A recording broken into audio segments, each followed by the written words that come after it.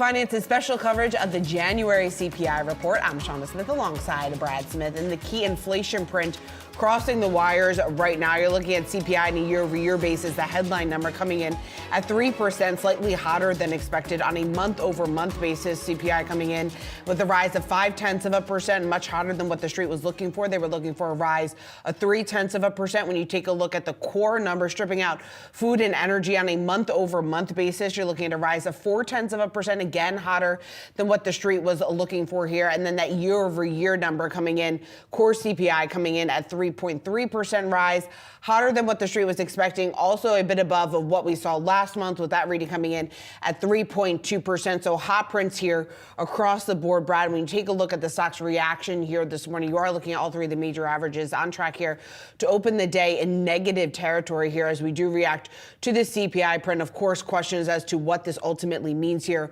for the Fed going forward. Obviously, a hotter than expected inflation print could potentially call into question. Maybe at some point we could start talking about rate hikes again. Obviously, a little bit too early. This is just one print.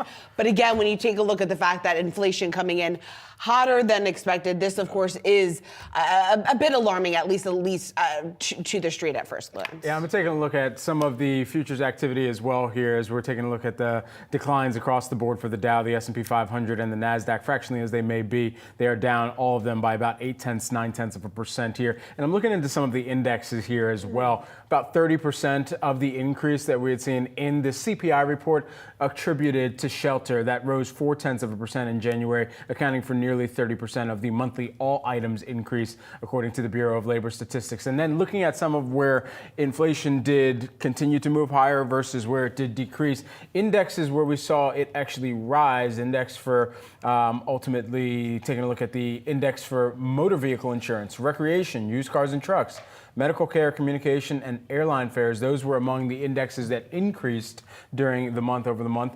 However, the indexes for apparel, personal care, household furnishings, and operations were among the few major indexes that did decrease during January here. And so this is, we're continuing to really price in, and perhaps there's some people out there doing a Command F, Control F, depending upon what type of operating system you're using for the price of eggs. Well, guess what? For meats, poultry, fish, and eggs, that rose 1.9% over the month as the index for eggs increased, get this, 15.2%.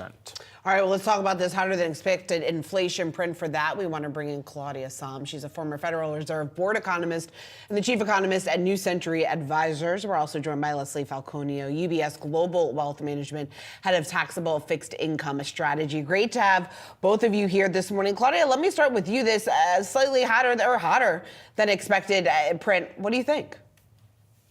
Yeah, there's no sugarcoating this. This is not a good print. The one thing to say is this is a familiar disappointment. We have seen January effects that have been, upside surprises, hotter prints at the beginning of the year. Some of that looks like just the resetting that happens at the beginning of the year. We've got some more price pressure. It's pushing in there.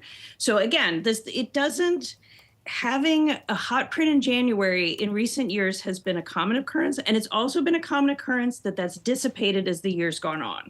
So this isn't a deal breaker for the year as a whole, but it is certainly not a good way to start things off. Yeah, not a good way to start things off indeed here. Of course, as we're continuing to think, Leslie, just about more broadly what this means for traders as we're seeing some of the reaction here this morning, I wonder what type of thought gets initiated off the back of a report like this for you.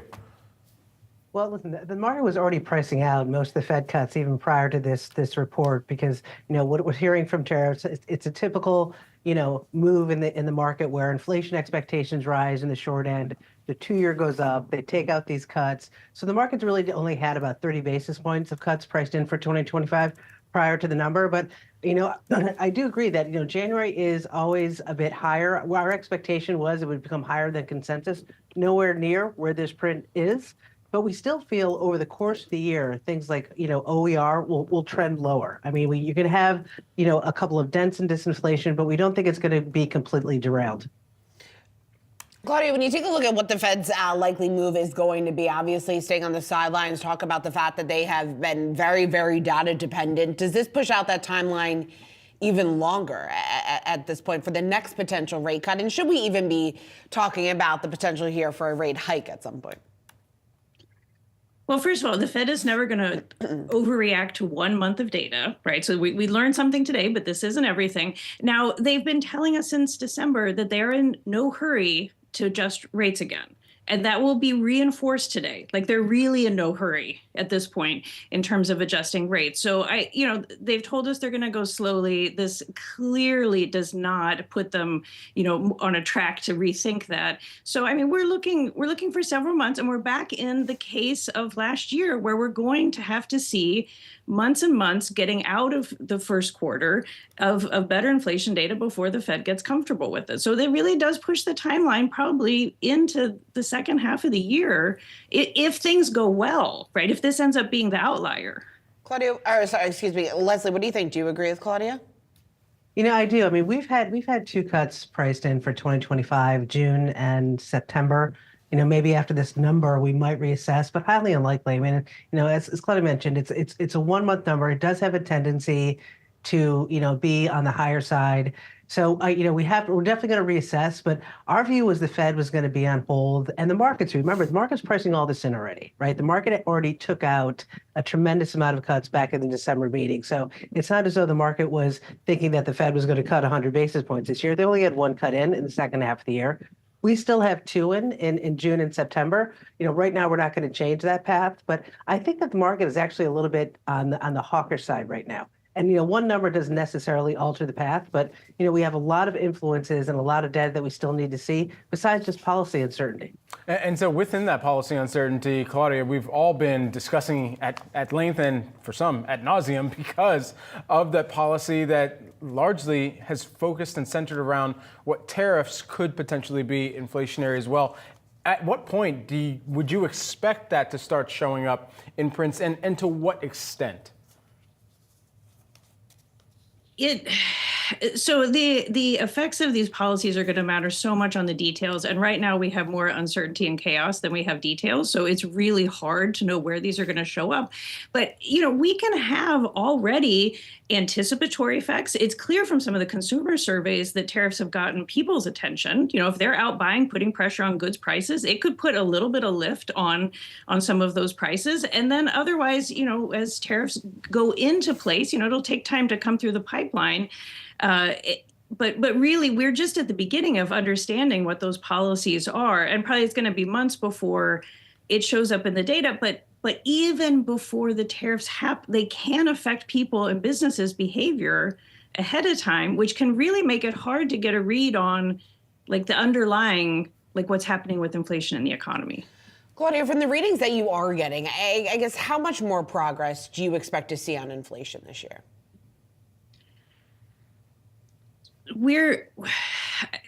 I think we're on a path to have continued disinflation.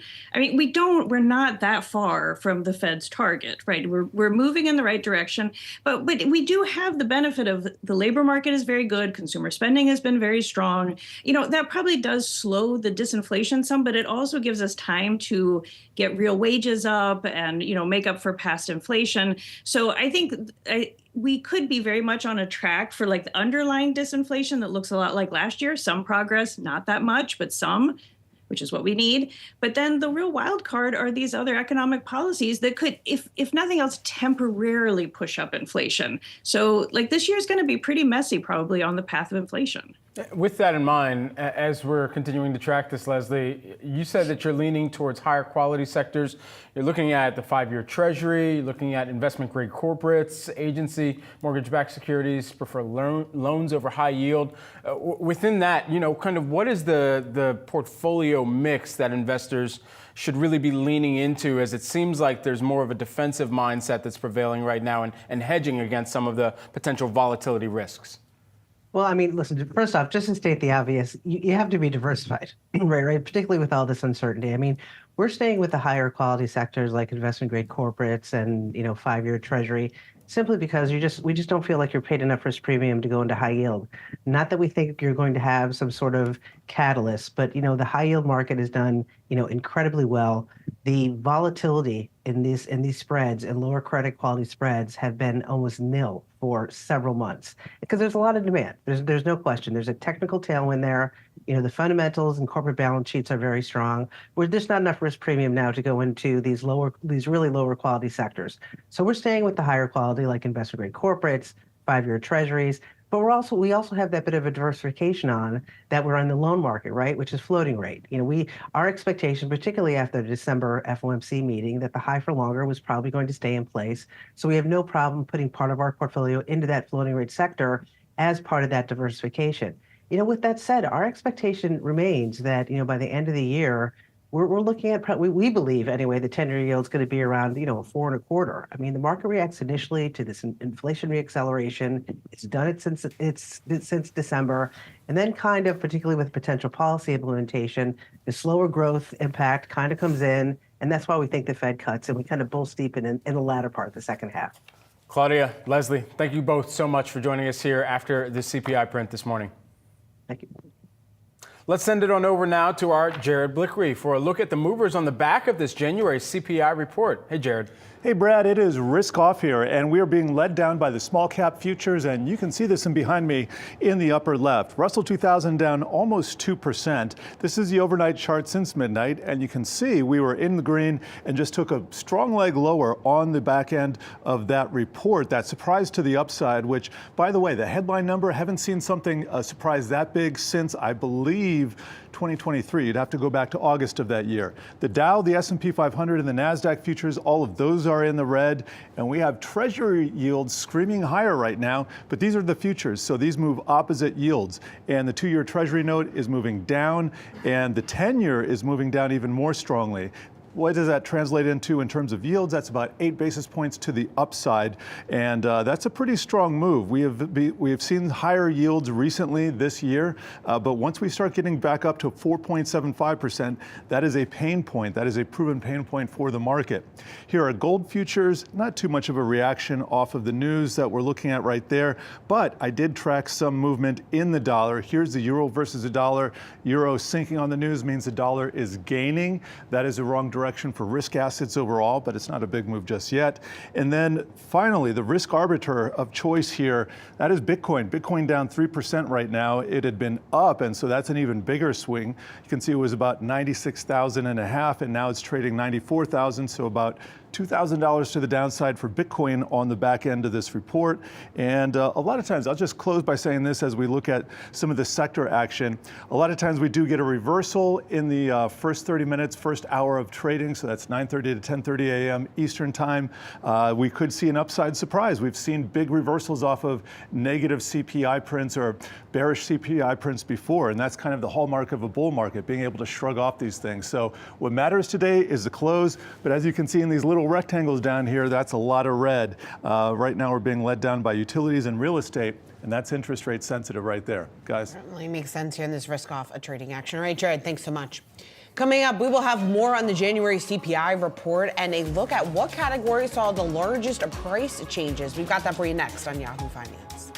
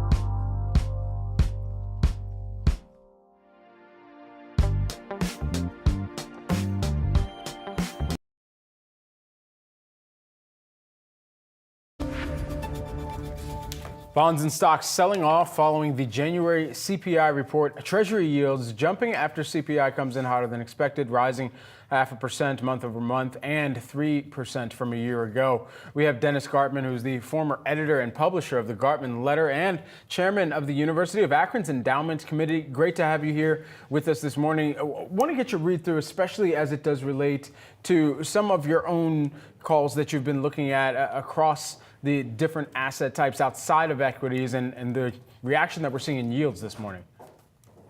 Well, first of all, I trade only for my own account. I do have some administrative circumstances required with the University of Akron, where I'm the emeritus chairman, not the chairman. They aged me out of being a voting member, and I'm now the emeritus chairman. But I am marginally net short of the bond market, marginally net short of stocks. And never underestimate the importance of being lucky. I was very bullish of gold for a long period of time and got out of my gold positions the other day. Again, never underestimate the importance of being fortunate or lucky in the realm of trading. I think this morning's CPI number was quite a shock, to be blunt. I thought it might be up 0.4%. But we have to remember that January is always a market or a number that tends to be revised rather dramatically. But it's catching everybody off guard this morning, and it's put tremendous pressure on stock prices, tremendous pressure on the bond market. And what's interesting is the gold market is falling rather precipitously at the same time. So it's an interesting day. It'll be interesting to see what happens during the course of the day. As the gentleman just before me said, there tends to be there's a marked tendency for the market to respond bullishly after the numbers come out in January. We shall see whether that happens again today or not, but I have my doubts. I think that I've been very bearish of stocks for a while, and I continue to be bearish of the stock market. I think today is going to put downward pressure for a protracted period of time. How much downward pressure, Dennis? I think we take stocks down 10 to 15% from their highs that were seen about a month ago. So let's just say that that's a reasonable expectation over the course of the next several weeks or months. And so if we do see that type of move, what do you think happens across other asset classes as well? Do people flock to some of the safe havens? And especially as you were just talking about gold, it brings up the thought about how you're thinking about other commodities right now, too. I had been bullish of the grain market for a while. But I think after this point, we've had a rather substantive rally in corn. I think that's probably run its course. The only commodity that I find to be relatively cheap is cotton.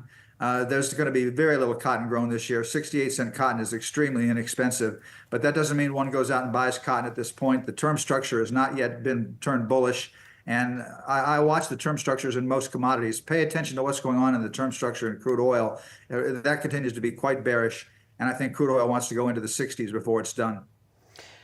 Dennis, when you take a look at the bond market reaction here this morning, and when you take a look at the dramatic move higher that we are seeing in the 10-year yield, I think the big question investors are asking how much higher we could see yields drift from here. Here we are at 463. Are we talking 4.7? Are we talking 4.8? And then that, of course, would potentially add even more pressure and kind of fall into your thesis just on some of that downward risk that we could see in the equity market. I think it's going to be hard to get the 10-year beyond 4.85%. It'll probably get there, but I think it'll be difficult to push it beyond that. The target of 5%, I think, is out of the question as far as I'm concerned. Time shall tell. But why, I think Dennis? 4.5 is about as high as it can go. Why is 5% out of the question? That's just such a magic number. We'll see what happens when it gets towards 5%. But I think right now, thinking that it gets to 4.85 is enough. We'll see what the trend of the market is at the time, what the news of the market is at the time. But I think 5% will probably, the operative word here being probably, be enough to keep the rates from moving much beyond that. I think time shall tell. Dennis, it seems like the news of the market has been how to play or factor in or try to look far out into the future enough to evaluate the impact of tariffs and what that would eventually mean as a read-through to some of the economic data, to the extent that we actually see that start to transpire. What is your calculus there? To me, the future is next Tuesday. That's about as far out as I'm able to look for any period of time. That's a little too flippant. To me, a month or two is about as far as one can look. Things can change rather dramatically over the course of 2 months. So right now, the trend, to me, the trend of stocks is down. the trend of commodity prices has been from the lower left to the upper right, but I think most of those are probably have been discounted. The only thing that I'm interested in is cotton, and I'm interested in being short of crude oil. And I'm a long-term bull on the gold market. I'm out of gold completely at this point. But if we take gold down another $50 to $75 an ounce, I'll be back to being a bull on the gold market. Dennis, what do you think? Again, I look till Tuesday of next week is about as far as I'm capable of looking forward. Dennis, what do you think will add some of that more extended selling pressure that you are expected to see on gold? What's going to trigger that beyond even a move like today? I think people misunderstand what tariffs mean. Tariffs are specific to, as far as inflation is concerned, tariffs are specific to the commodity that is being investigated, but tariffs are actually deflationary in the long run, because unless the monetary authorities monetize the increase in price from the tariffs that are put into effect, other commodity prices have to go down in value. So I think people forget that fact and misunderstand tariffs. Tariffs are inflationarily specific, but not inflationarily generic. And I think people have to understand that fact. They have paid attention to the gold market in the course of the past month and a half, and the boat got a little bit too crowded as far as I was concerned. Too many people got bullish of gold. I'll be bullish of gold again when we fall rather sharply over the course of the next 2 or 3 weeks. All right, Dennis Gartman, always great to get your insight. We look forward to continuing the conversation sometime soon. Thanks so much. Thanks for having me on. Always an honor. A quick recap of the January CPI print coming in hotter than expected, up 0.5% on a month-over-month basis and 3% on a year-over-year basis. When you take a look at those numbers, obviously hotter than what the street was looking for here. The question is what this ultimately means for the Fed, just given some of those inflationary pressures that we are seeing. But again, the CPI print coming in a year-over-year up just about 3% hotter than what the street was looking for. Let's talk about where we are seeing some of those pricing pressures. For that, we want to bring in Alexandra Canal and Madison Mills joining us here at the desk. And Ali, when you take a look at some of the pricing action that we have seen over the last month, it's a pretty familiar report to what we've seen in the past. Yeah, but much different from what we saw last month, right? There was a lot of encouragement that we saw a deceleration in core CPI, much different story this time around. And if we take a look at the headline figure, there were certain seasonal factors that pushed that higher fuel cost, continued stickiness in food inflation, egg prices, a notable standout here, increasing 15.2%, the largest increase since June 2015. It accounted for about 2/3 of the total monthly food at home increase, according to the BLS. So that's something that a lot of economists are going to be discussing today. I mentioned those core prices that strips out the more volatile cost of food and energy. Now they, again, across the board on a month-over-month basis and an annual basis, came in hotter than expected. Now within core, we did see some more encouraging signs when we think about shelter, for example. That rose 4.4% on an annual basis, which was the smallest 12-month increase in 3 years. Shelter has been something that the Fed has been very focused on. It's been a very difficult area of the economy to bring prices down. So the fact that we are seeing that deceleration over an annual basis is encouraging. However, if you think about something like used car prices, which we've been consistently talking about, another strong uptick for the 4th consecutive month, rising 2.2% in January after a 1.2% increase in December and a 2% monthly gain in November. So all of this contributing to the sell-off that we're seeing in stocks. And then, of course, we're seeing traders scale back expectations. Yeah, and Ali, it's not a familiar report because a lot of the stickiness that we are seeing is what we have seen in the past. Exactly. So I think the big question here for investors, as we talk about some of that expected improvement or maybe what we want to see before year end, where is that going to come from? I guess how optimistic or pessimistic are they on the heels of a print like this, just given some of those inflationary? I think it comes from the areas of the economy that affect consumers the most. Yeah. The food, the rent, the shelter. This has been what's been pressuring the consumer over the past year, and we're not seeing any significant relief. Rent inflation continues to be high. You talk about egg prices all over the country. Grocery stores are now limiting the amount of eggs you can even purchase. So all of that, I think, is what we're going to have to see continue to come down. And Maddie, I mean, what a 24 hours for you. Yesterday, you were watching Cowboy Carter tickets. Today, you're watching CPI. What are you keeping tabs on with this? Experiencing that consumer inflation firsthand. weekend with that ticket purchase. But I think you bring up a really good point, Allie, on the impact to the consumer, and something that I know we would love to hear is that maybe this inflation is just seasonality. Maybe the data for January is going to be too hot across the board and it's not something too sinister. So I took a look at the inflation data from January of last year and compared it to this year. January of 2024 also came in hot. You can see on your screen there at 3.1%. And inflation was hotter throughout the beginning of 2024 compared to what we saw throughout the rest of the year. So do we just tend to get hotter inflationary pressures in the beginning of the year? An analyst noting to me this morning that categories like lodging, airlines, those tend to be volatile numbers. So perhaps that led to a hotter than expected print this morning, which doesn't necessarily have something more sinister under the hood here. But that brings me to that sinister argument. I really quickly, guys, want a little bit more time here to pull up that super services number, up 0.76% month over month, the highest level since last year here. That is a bad sign for the Fed because they've been trying to tackle services inflation in lieu of being able to tackle goods inflation, because companies just aren't going to cut prices once consumers get used to spending a certain amount.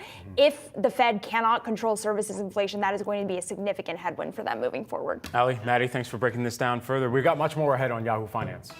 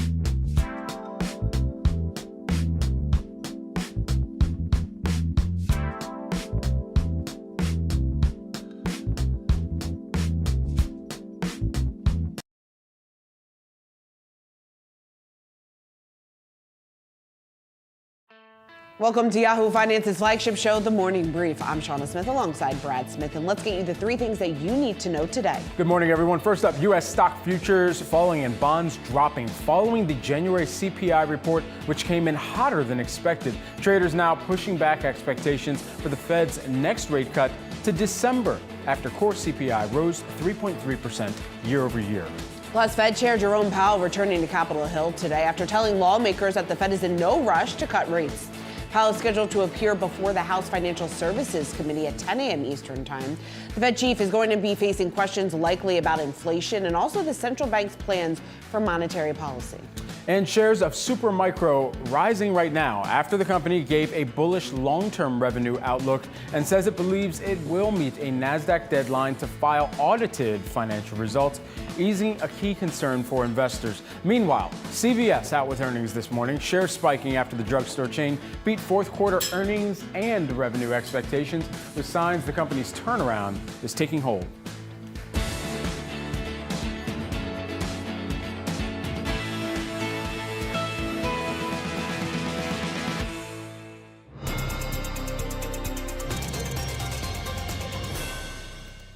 U.S. stock futures falling after the CPI report, which showed an uptick in inflation in January. Bond yields creeping higher as traders push out expectations for the Fed's next cut to December here. As we're taking a look at the reaction in futures this morning, we are seeing some slippage on the back of this report right now.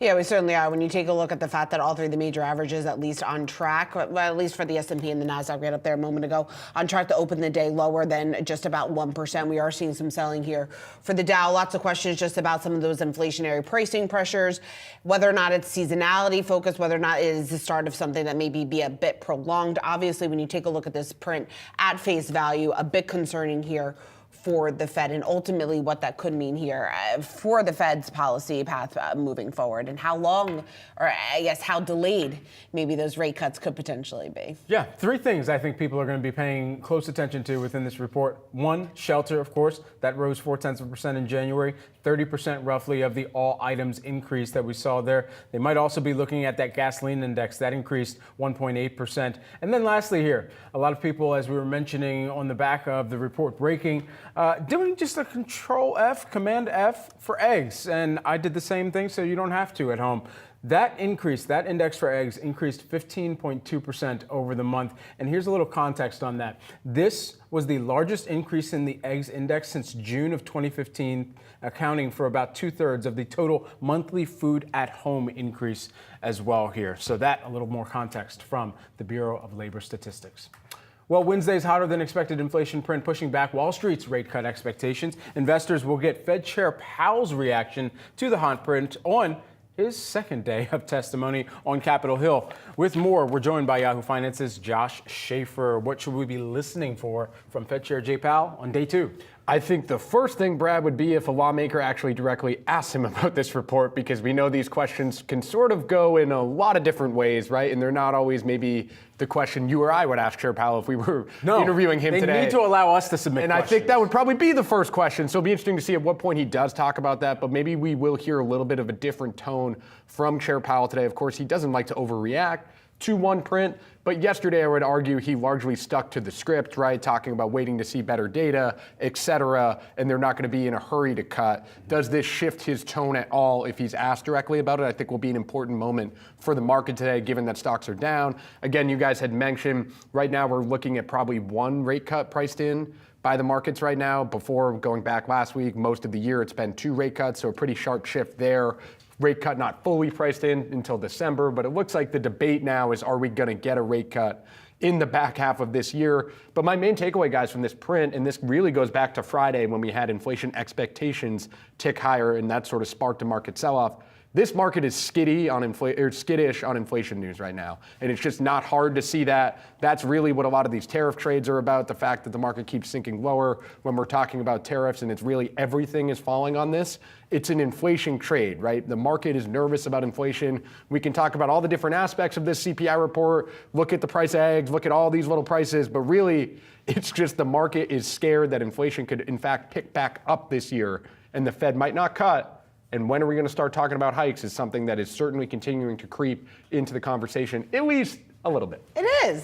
There's been a couple of notes out this morning just in reaction to this print. They're not exactly calling for rate hikes this year, but again, that discussion at least bringing it back to the forefront, at least I guess to some degree, maybe potentially putting it on the table in the second half of the year and looking ahead to ultimately how this all plays out. But Josh, just going back to what you just said about the tariff part of this equation, right? And just adding to some of that anxiety right now, not even just only for investors, but also just how much this could complicate potentially the Fed's path forward and their hesitation maybe to act or be more aggressive. I mean, very unlikely at this point, given this print that we are getting, but given so much focus being on inflation and so much of the unknown just in regards to how tariffs and how tariff policy is going to impact this going forward.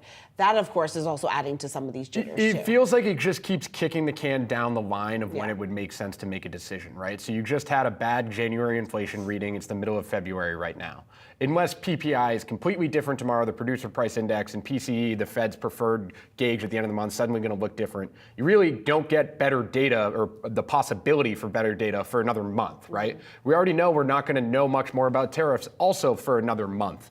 And then the last time we got close to a tariff deadline, what happened at the 11th hour? They just extended it a month, right? So if you are the Federal Reserve right now and you're sitting and trying to figure out what the policy is going to be, where's the target? When are you going to know? And I think it just really adds to the general uncertainty, Shauna. And then again, for the data to actually come in bad is particularly not good. It feels like we've been talking about the idea of inflation picking up and the fears that inflation could be bad. This is just a bad print. Yeah. And so that sort of fuels those fears that we've sort of been talking about that didn't feel as real maybe for the last. It's also the broad-based gains of this print too, right? Just in terms of some of the familiar anxiety and concern that we have seen in past inflation prints. When you take a look at certain sectors, whether or not that's energy, yes, we have seen a bit of a relief lately, but they are moving higher. When you take a look at food prices, it is moving higher. So again, we're not seeing nearly as much improvement or even a change in narrative when it comes to so many of these pricing pressures that we've been talking about now for so long. And you just named a lot of things that people pay for, right? Yeah. So if we're going to talk about Sentiment, too. inflation expectations and overall sentiment of what's going on in this economy, if eggs are more expensive, my bacon, egg, and cheese price is going up. There's a surcharge at Brooklyn Bagel right now. The gas that I pay to get there goes up, right? It's just things that people pay for when that's where inflation's hitting too. Shelter, things I'm paying, right? It's very tangible things. That's not going to help with your sentiment issues or the inflation expectations that perhaps have been starting to creep higher, depending on where you look. All right, Josh, thanks so much. Let's take a look at CVS out this morning with results where you're looking at the stock up just about 9% here, a rally following the fact that the company beat estimates for the fourth quarter, even as it continues to face higher medical costs in its insurance unit. Joining us now, we want to bring in Brian Tanquilid. He is Jefferies Healthcare Services Equity Research Analyst. It's great to have you back here on the program. So when we talk about the extent of the reaction in shares that we are seeing this morning, the stock up just about 9%. Are you as encouraged as the street seems to be on the heels of this print? Yeah. Hey, Shauna, thank you so much for having me. So we are pretty excited about the results that CVS just posted. So like you said, they beat by a decent margin on the Q4 numbers, but more importantly, the guidance that they gave for 2025, $5.75 to $6 is above what a lot of investors were expecting. And I think that the message that came across on the earnings call this morning is that management is saying this is a conservative guidance range. Here are the paths for us to beat numbers. There's a lot of confidence that we're not going to miss the same way that we did in 2024. So I think the fact that they're above range, that there's little risk, or at least perceived little risk to missing numbers again, and that there's significant upside over the next few years in terms of what that earnings potential could be, 3 to 5 years down the road. I think that's where a lot of this excitement is coming from this morning. And so with that excitement, what type of longer term momentum do you think that this can hold for CVS? Yeah, no, Brad. So one of the things that they mentioned this morning is that for every 100 basis points of improvement in their medical loss ratio in that Aetna business, it's like $800 million of upside to earnings power. So I think it translates to earnings power of up to $10 in 3 to 5 years, right? So when you're looking at a stock that's trading today at $55, that's earning $10 of EPS in 3 to 5 years, I mean, it just shows you how much remaining upside there will be for CVS if they can execute. What does the timeline, Brian, do you think look like for this turnaround? We've heard the CEO in the past say that this is something that could potentially take years. Yeah. No, it is a multi-year process, Shauna. So if you think about it, right, I think with a new CEO in place, he's been there, there's still a little bit over 100 days as CEO. The first order of business was to stabilize that Aetna insurance business. Now, I think some of this has to do with broader healthcare trends where people are just using more healthcare. So that needs to stabilize. And the second aspect of it is pricing. In all honesty, I think that we've seen the government put pressure on pricing on Medicare plans. That was the previous administration. So I think to some extent, the current administration, in terms of any changes that they have in philosophy and pricing for Medicare Advantage plans, will have influence on how earnings power, grows over the next few years. How are you kind of running the calculus around or analyzing the commentary we're getting from how CEOs and specifically the leadership at CVS is talking about the current administration and the Make America Healthy Again, as they've kind of summed it up to be, that move and how that could impact CVS? Yeah, so I think, Brad, the reality of it is that it's pretty early. One of the things that they mentioned this morning is that they are having positive conversations with the new administration.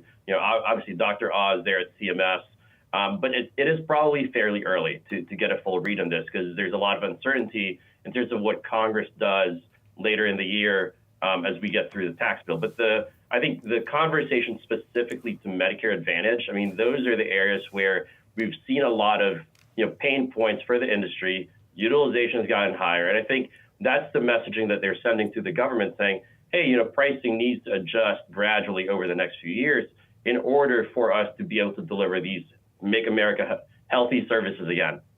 Just lastly, while we have you here, Brian, the other aisles within that CVS experience, how are they kind of navigating that retail side of the business, especially knowing that you've got less foot traffic as compared to when people were coming in getting regular shots?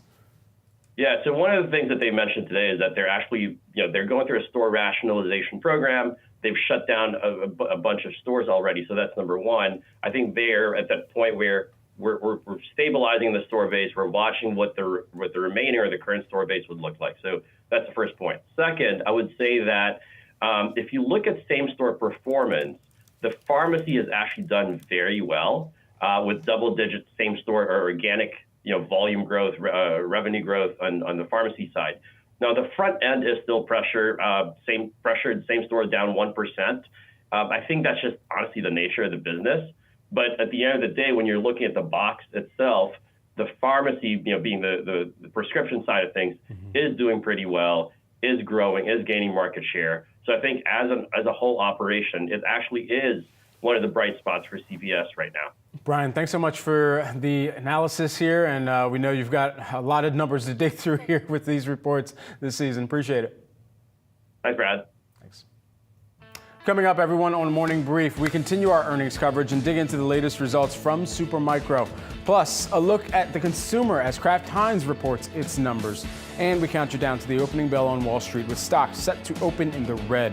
All that and much more on Morning Brief.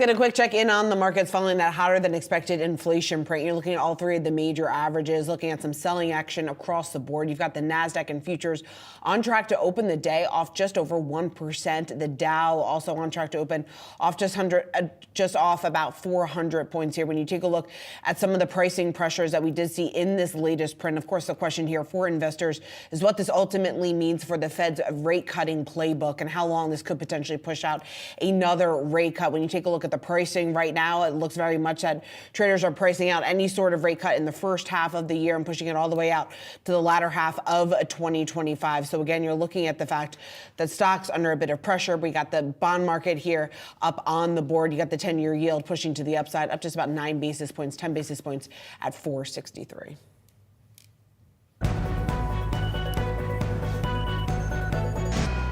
Now time for some of today's trending tickers. You can scan the QR code below to track the best and worst performing stocks of the session with Yahoo Finance's trending tickers page. And if you fire it up, you'll probably see this name. First up, Kraft Heinz forecasting annual profit below estimates as it takes a hit from slower demand, especially for higher priced products, including Lunchables.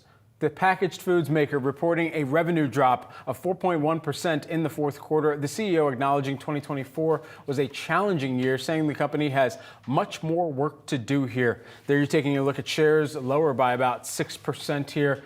You'll have to excuse my gasp when I mention the unfortunate Lunchables reality right now that we're navigating through. It sucks. But ultimately, taking a look at the organic net sales, that kind of is not so good too. They're expecting for fiscal 2025 organic net sales to be flat to down 2.5% versus the prior year. That getting factored in by traders here today.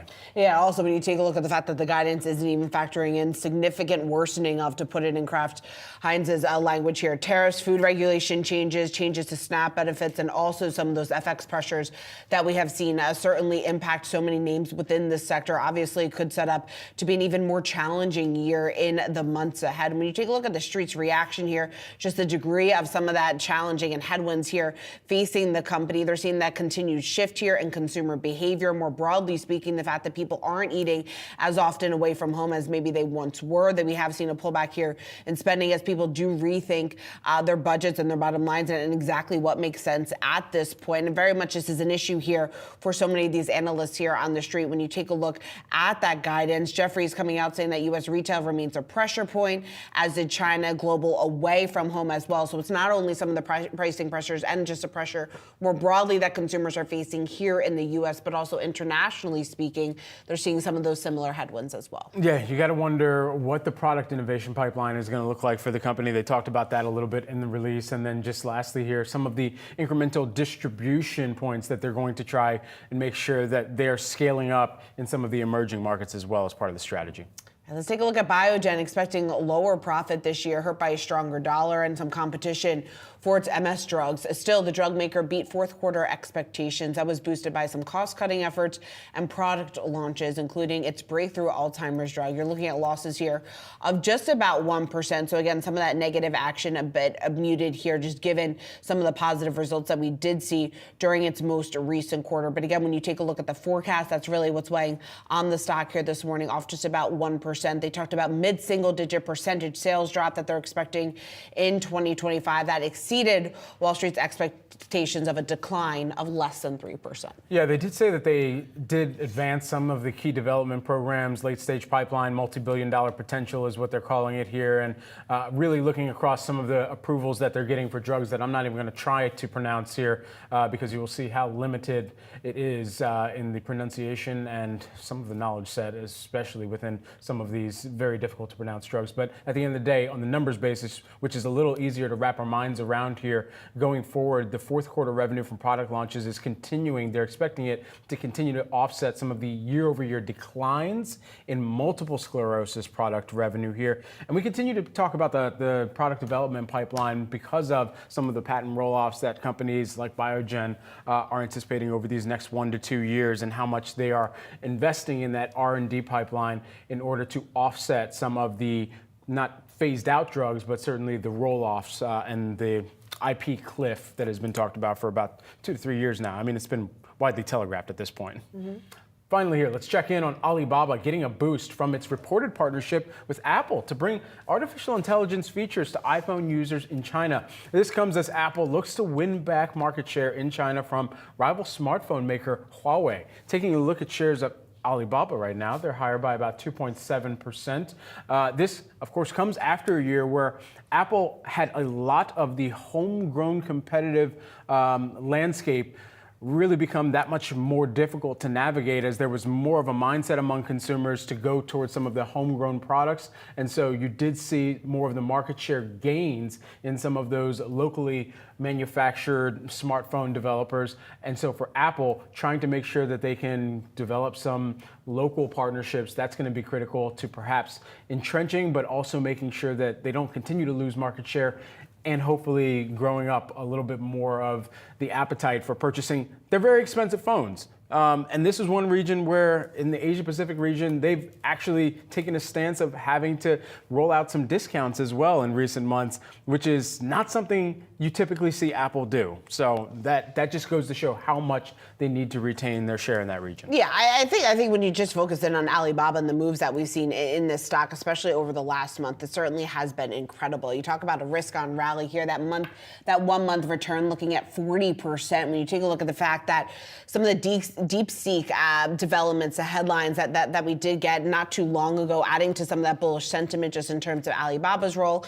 what exactly that could look like here going forward. And I think that is driving a lot of that optimism surrounding the stock, as we did see DeepSeek unveil some of their technologies, and also the extent maybe at which this tells us about some of the capabilities inside China from other domestic players. You're seeing Alibaba also move on the back of that as well. So again, the latest headlines that we're getting from Apple just adding to that risk-on sentiment that we certainly have seen play out in the stock. And we'll be getting earnings results from this company just about a week from now. I believe they're out next Thursday. So again, give us a better idea maybe in terms of their guidance, just some of that growth opportunity that we could see within the space. Yeah, absolutely. We're going to be watching closely for that. On February 25th, they are also going to have their annual meeting of shareholders too. So we got a lot of news that's going to be coming during the month of February for Apple. All right, keep it right here on Yahoo Finance. We've got the opening bell when we come back.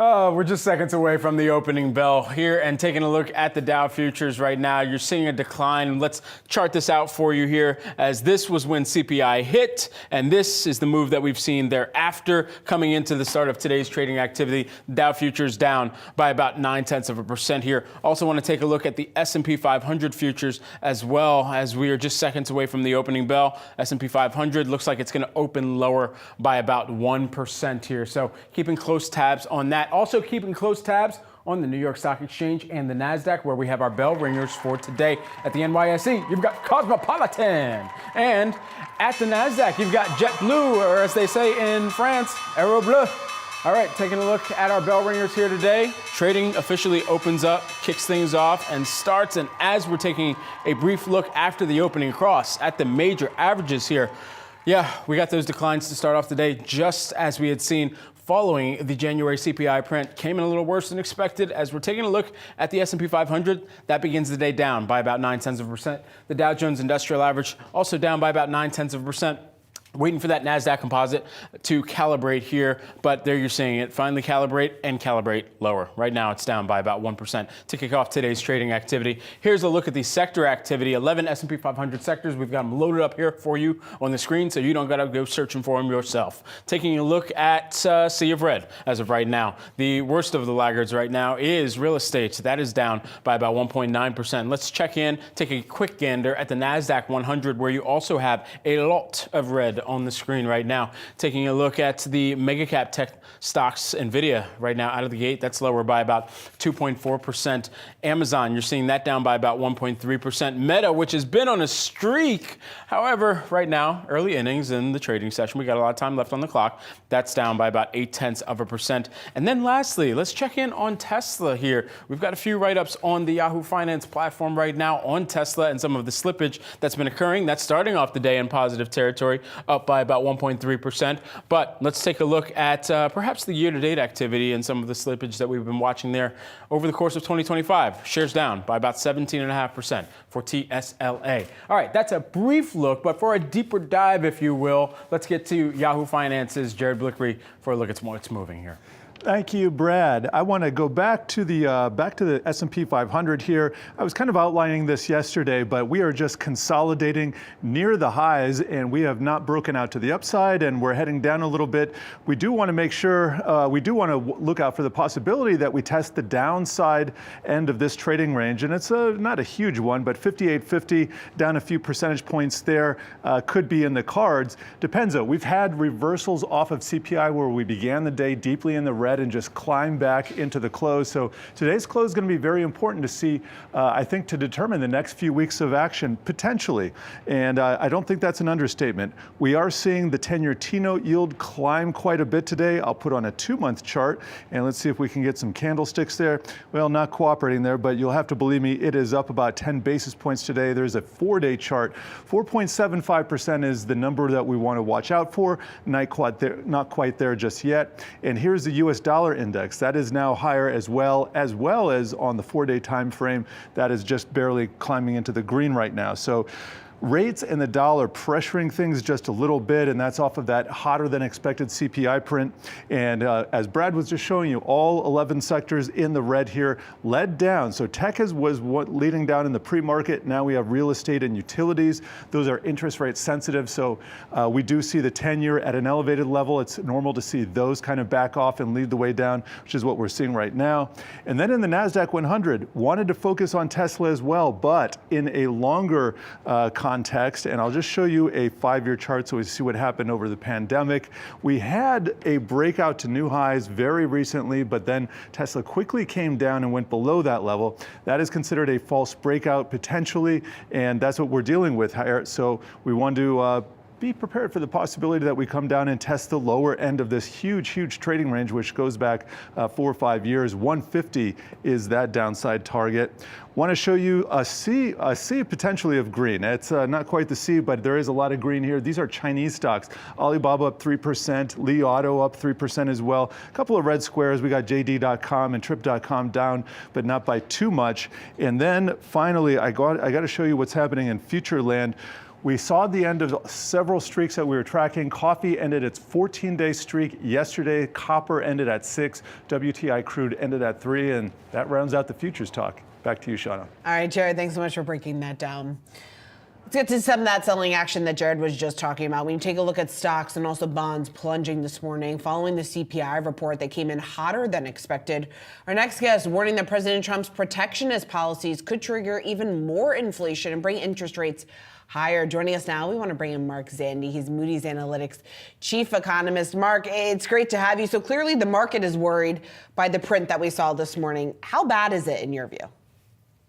Not good, Shauna. I was surprised. Caveat, this is the month of January. Lots of businesses raised prices during this month. This BLS, the Bureau of Labor Statistics, the keeper of the data, tries to seasonally adjust to account for that dynamic, but it's difficult to do. So this may overstate the case, but, I think there is a case here that disinflation we've been enjoying, the slowing in the rate of growth of inflation that we've been enjoying since the summer of 2022 may now be coming to an end. The thing that surprised me the most was just the broad-based nature of the price increases. It wasn't just, grocery prices related to eggs and avian flu and gasoline. It was prescription drugs. It was motor vehicle prices. It was motor vehicle insurance. It was, airline tickets. It was lots of different stuff. So, because it was so broad-based, it makes me feel like not that inflation is picking up yet, that's something to worry about with regard to tariffs, but that the disinflation that we had been enjoying is now over. And unfortunately, we're not quite back to the Federal Reserve's target. So that's disconcerting. And so now this is pushing back even further some of the strongest possibilities for a rate cut. How do you think the Fed is going to be looking through a report like this and reports thereafter? Because we know they look more for a trend rather than just kind of basing the commentary and their discussion on one report. Yeah, for sure. They'll wait and see. I think they're on hold, not only because of the data like we got today on inflation, but the economy is strong. Job growth is very healthy. It's up a little bit, 1 month down a little bit, but, cutting through the volatility, it's very good. Unemployment's low. But the thing I think, seals the deal here on no change is policy, economic policy, tariffs, immigration, fiscal policy, tax spending. It's all up in the air. Hard to know how that's going to play out. And, things like tariffs and deportation, it's really complicating for the Fed, because both those things add to inflation. So that suggests higher rates, but it also weakens growth, which suggests lower rates. They're kind of in between and betwixt. You don't know what to do. And I think given that, they're just going to sit on their hands here for a while. I certainly don't see any rate cutting or change in the first half of 2025. What about the second half, though, Mark? Possible. I think by then, Shauna, you will get more clarity on these policies, just by definition. We'll see how broad-based the tariffs are and, how impactful they are on inflation expectations. We'll get a better sense of immigration policy and perhaps most importantly on tax spending policy and how much deficit financing will go on. And I do think by the end of the year, the growth effects of the policies that we're talking about here will overwhelm the inflationary effects. The hit to growth will be significant and measurable and meaningful. Manufacturing, agriculture will be under a lot of pressure, assuming that the president follows through on these policies. And that will win the day, and the Fed will start cutting rates. The other thing to note is that the so-called equilibrium rate, that R star, that rate at which policy is neither supporting or restraining growth, that's going to come in here. It's been very elevated because the economy's potential rate of growth has been very strong for a bunch of reasons that are going away. And as that potential growth slows, so will the R star, that'll fall, and that'll give some room for the Fed to start cutting rates, but not until the end of the year going into 2026. What typical lag time is there from the point where we see tariffs talked about and then implemented to the point where it actually starts to show up in economic data prints? It could be weeks, it could be months, it depends. As we've seen the tariffs so far on again, off again, with Canada and Mexico. It also depends whether the tariffs are imposed on consumer goods, because if they are, then that'll flow through to consumer prices a lot more quickly. or investment goods. If it's if it's a tariff on machine tools or machinery or aircraft, then that takes a long time for that. It'll affect pricing in those industries and the producer price indices, but it won't show up into the consumer price indices for a while. But the biggest effect may actually be on inflation expectations. You can see from the University of Michigan survey report, and even the New York Fed to some degree, consumers are really on edge about inflation. They're very sensitive, for understandable reasons. They've been through inflation hell, and they, very sensitive to it. So if they feel like the tariffs are going to start to raise prices and it shows up in inflation expectations, that by itself could be enough to certainly have an impact on monetary policy, wage demands, and inflation itself. Yeah, and Mark, to that point, is it enough for the Fed to then focus on the price stability part of the equation more, right? When you talk about the expectations component of it? I think right now, most immediately in this period of heightened uncertainty around what policy is going to be, it's mostly about inflation, particularly in the context of a report like today. Like today's report says, hey, maybe something broader is happening here even before the tariffs hit. We got to pay attention to that. We're not back at target. And actually, we're meaningfully away from it. I mean, year over year, CPI inflation is over 3%. Something consistent with target would be closer to 2.5%, and we're moving in the wrong direction. So that by itself, I think, would be enough. But yeah, you're right. I mean, with fragile inflation expectations and tariffs dead ahead and deportations and the impact that's going on labor supply and wage demands and everything else, I think they just say, hey, we just can't move here. How tremendously do you impact, or are we able to kind of quantify at this juncture how much even deportations also have the broader impact on the consumer demand profile, and then additionally as a pass-through to other inflationary prints? Yeah, we can't, Brad, we can't do any of that because we have no idea exactly what's going to happen. I mean, that actually, there's a broader point. The real damage from things like tariffs and immigration policy, the way it's being implied, is the uncertainty it's creating. We have no idea how it's going to play out. But I do know this, immigration obviously put enormous pressure on many communities across the country. And, the immigration across the southern border is a national security issue, no doubt about any of that. But the one benefit of that immigration is those folks, they applied for work and they are working, and it lifted labor supply and cooled off the labor market and allowed the economy to grow a lot more quickly.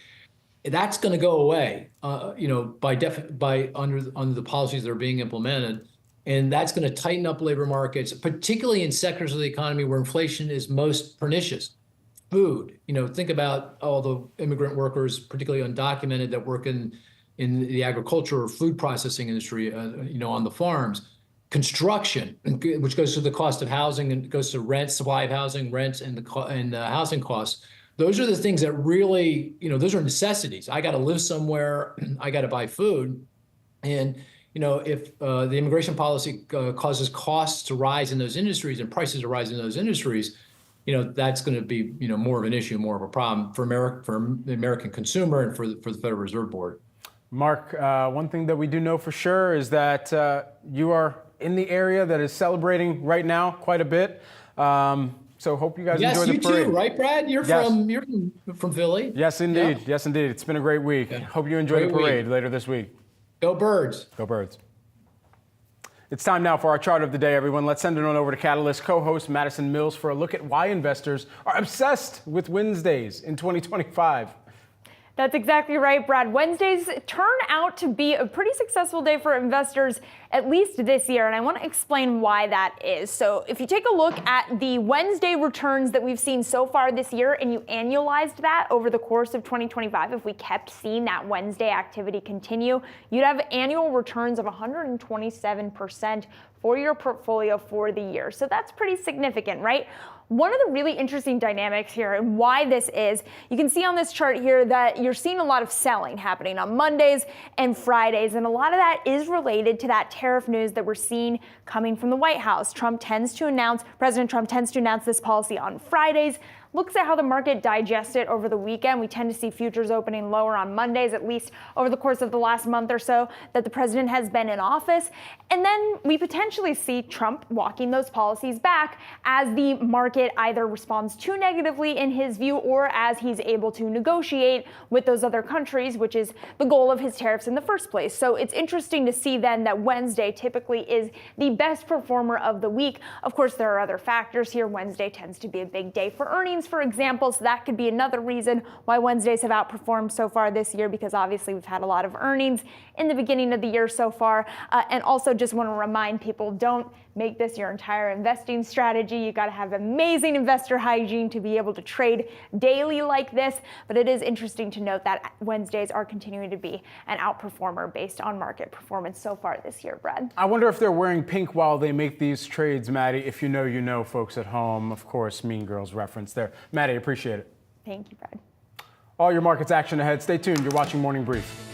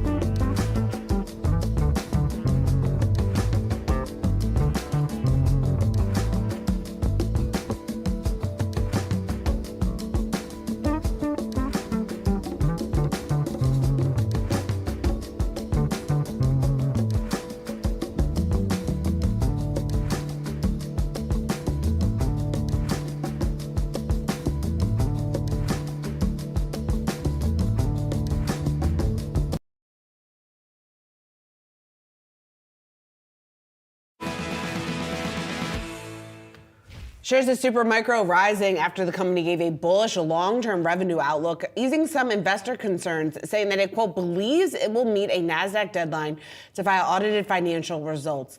Still, though, the near-term forecast and reported results coming in just shy of some of those expectations. Let's bring in Sylvia Jablonski. She's Defiance ETS CEO and Chief Investment Officer. Sylvia, it's great to have you back here on Yahoo Finance. So let's talk about SMCI because since the last time we talked, it looks like at least things might be headed in the right direction for the company. I'm curious how you're thinking about this update here today. Yes, good morning. Yeah, let's hope so. I think, the market liked what it heard with the stock. Initially, we saw the stock fall after the earnings announcement. They were kind of shy on revenue expectations and then shy on the 2025 outlook. But when we heard that potential, 40 billion going into 2026, I think that's really what perked up investors. And they have a unique story here, right? I mean, they pretty much provide data center servers, liquid cooling technology for some of the top data center AI companies like NVIDIA and AMD. And so, they have this key relationship with the leader of AI. And I think that, they have this unique product that essentially no one else on the market has. And so they're well positioned to be a top player as AI continues to grow. And with this company, as we know, it's just all about some of the accounting and reporting things that have spooked the market. But it seems like, if we get good news that they're coming out of that and projections for 2026 are good, it could be smooth sailing for Supermicro. Does it seem like there's just too much of the moves around Supermicro that have been hinging upon will they or won't they file in time to make it an extremely viable business investment at this juncture? Yeah, I think so. I think what holds investors for fully coming into the stock and, kind of like fully adopting their technological prowess and leadership in the AI space is just that, right? Because of the Hindenburg, kind of report that came out and what came after that. I think February 26th is going to be a key date. If we see that, they're able to file their updated statements and everything is sort of kosher there, I think that's something that ends up being a tailwind for the stock, and it could potentially, climb higher. But the market still wants clarity on that, I think. And so, we need to see what happens in the next week or two. Sylvia, is there still any sort of risk, or is there any risk that this could affect the relationship with NVIDIA? Well, I think February 26th will be telling, right? I think if you get a situation where the audit and financial statements are not acceptable and it kind of comes off of the NASDAQ, I think NVIDIA would have to do their due diligence and kind of, weigh their options. I mean, the one good thing is that it seems as though they're a leader in a space that doesn't have as many, cooling technology server options as NVIDIA needs for their Blackwell chip. And so, I think a lot of it, again, is just making sure we just get clean reporting and that the market is comfortable with all of, kind of what the company is doing as a whole. Once we get past that hurdle, the technology and the growth story is certainly there. What type of outlook do you need to hear from Supermicro even after they file with the NASDAQ and their kind of vision into the future about how they kind of sustain the business, but also the partnerships like Shauna was bringing up that are going to look to them to be able to deliver upon deadlines that they set forth? Yeah, I think part of this will be, again, just kind of getting, past February 26th and having a steady run of clean reporting and filing on time and things like this. And then I think if we actually see those revenues start to bump up on the second half of the year, making it feasible that, we get that 2026 projection, I think that's something that will really, bode well for the stock and for the market. And then in terms of that stability being there, if you have a leader like NVIDIA in the space, you have to think that, and AMD, you have to think that all of the other chip providers will start to step in and perhaps utilize their services once they have a clean slate. Sylvia Jablonski, we're going to be watching closely as they start to file these reports. Appreciate it. We've got all your markets action ahead. Stay tuned. You're watching Morning Brief.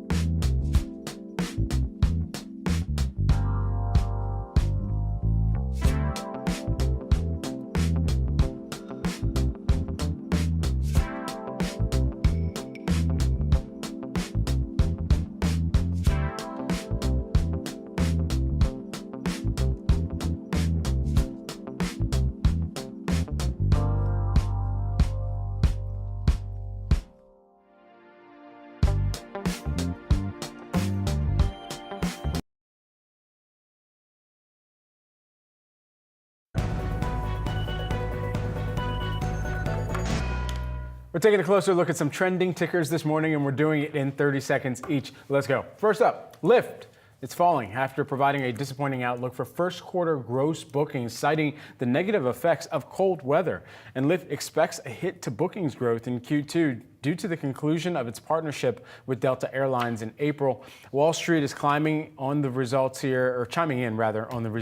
we should say. Bloomberg Intelligence highlighting Lyft's weak competitive positioning, saying lower pricing could be a headwind to gross bookings this year. Evercore ISI cutting its price target, saying the company's momentum is undermined by pricing pressures. And Roth MKM says in the near term, they do not see much improvement to the stock's low valuation. Shares are down 7.4%. Let's take a look at DoorDash, rising after issuing strong first quarter guidance, highlighting strength in the consumer. The food ordering company seeing marketplace gross order value at $22.6 to $23 billion.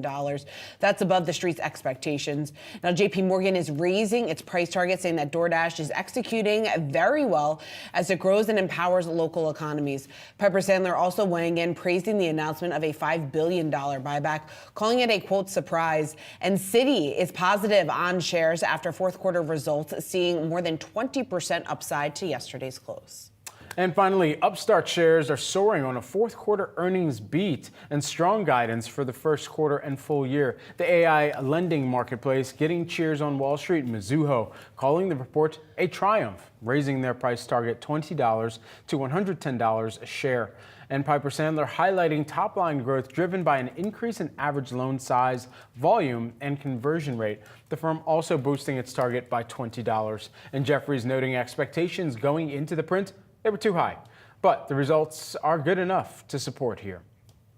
All right, well, that does it for Morning Brief. But join me and my co-host Madison Mills. We've got you for the next hour. We'll be right back.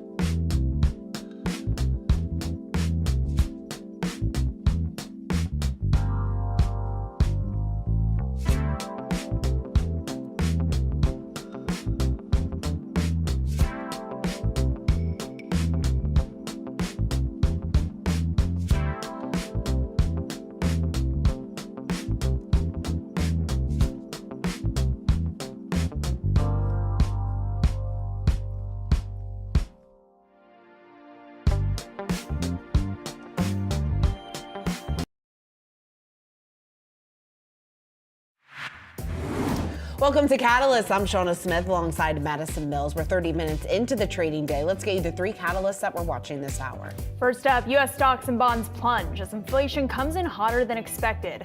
We'll break down when traders expect the Fed to move next.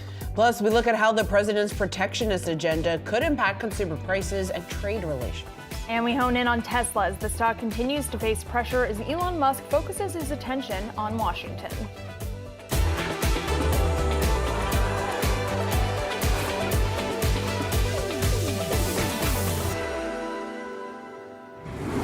Wednesday's hot CPI print flashing warning signals to investors that inflation is in danger of reversing course, a possible trend that could be furthered by the threat of new tariff policies from the Trump administration. Nouriel Roubini is a professor emeritus of economics at New York University Stern School of Business, and he joins us now on set with more. Thank you so much for being here this morning. I'm tempted to call you Dr. Doom, your gloomy title, but you moved away from that title last fall. You had a little bit more of an optimistic view on the economy and the future of the country. Where do you sit with that view and that title today, given the inflation data and the current administration? Well, I would say that even before Trump won the election, the economy was closer to a no landing zone rather than a soft landing. And certainly the risk of a real hard landing recession had diminished significantly. By no landing, I mean a situation where growth remains above potential and inflation remains above target, as opposed to a soft landing where you go towards potential growth and inflation at target. And the economy is hot. Inflation has remained sticky.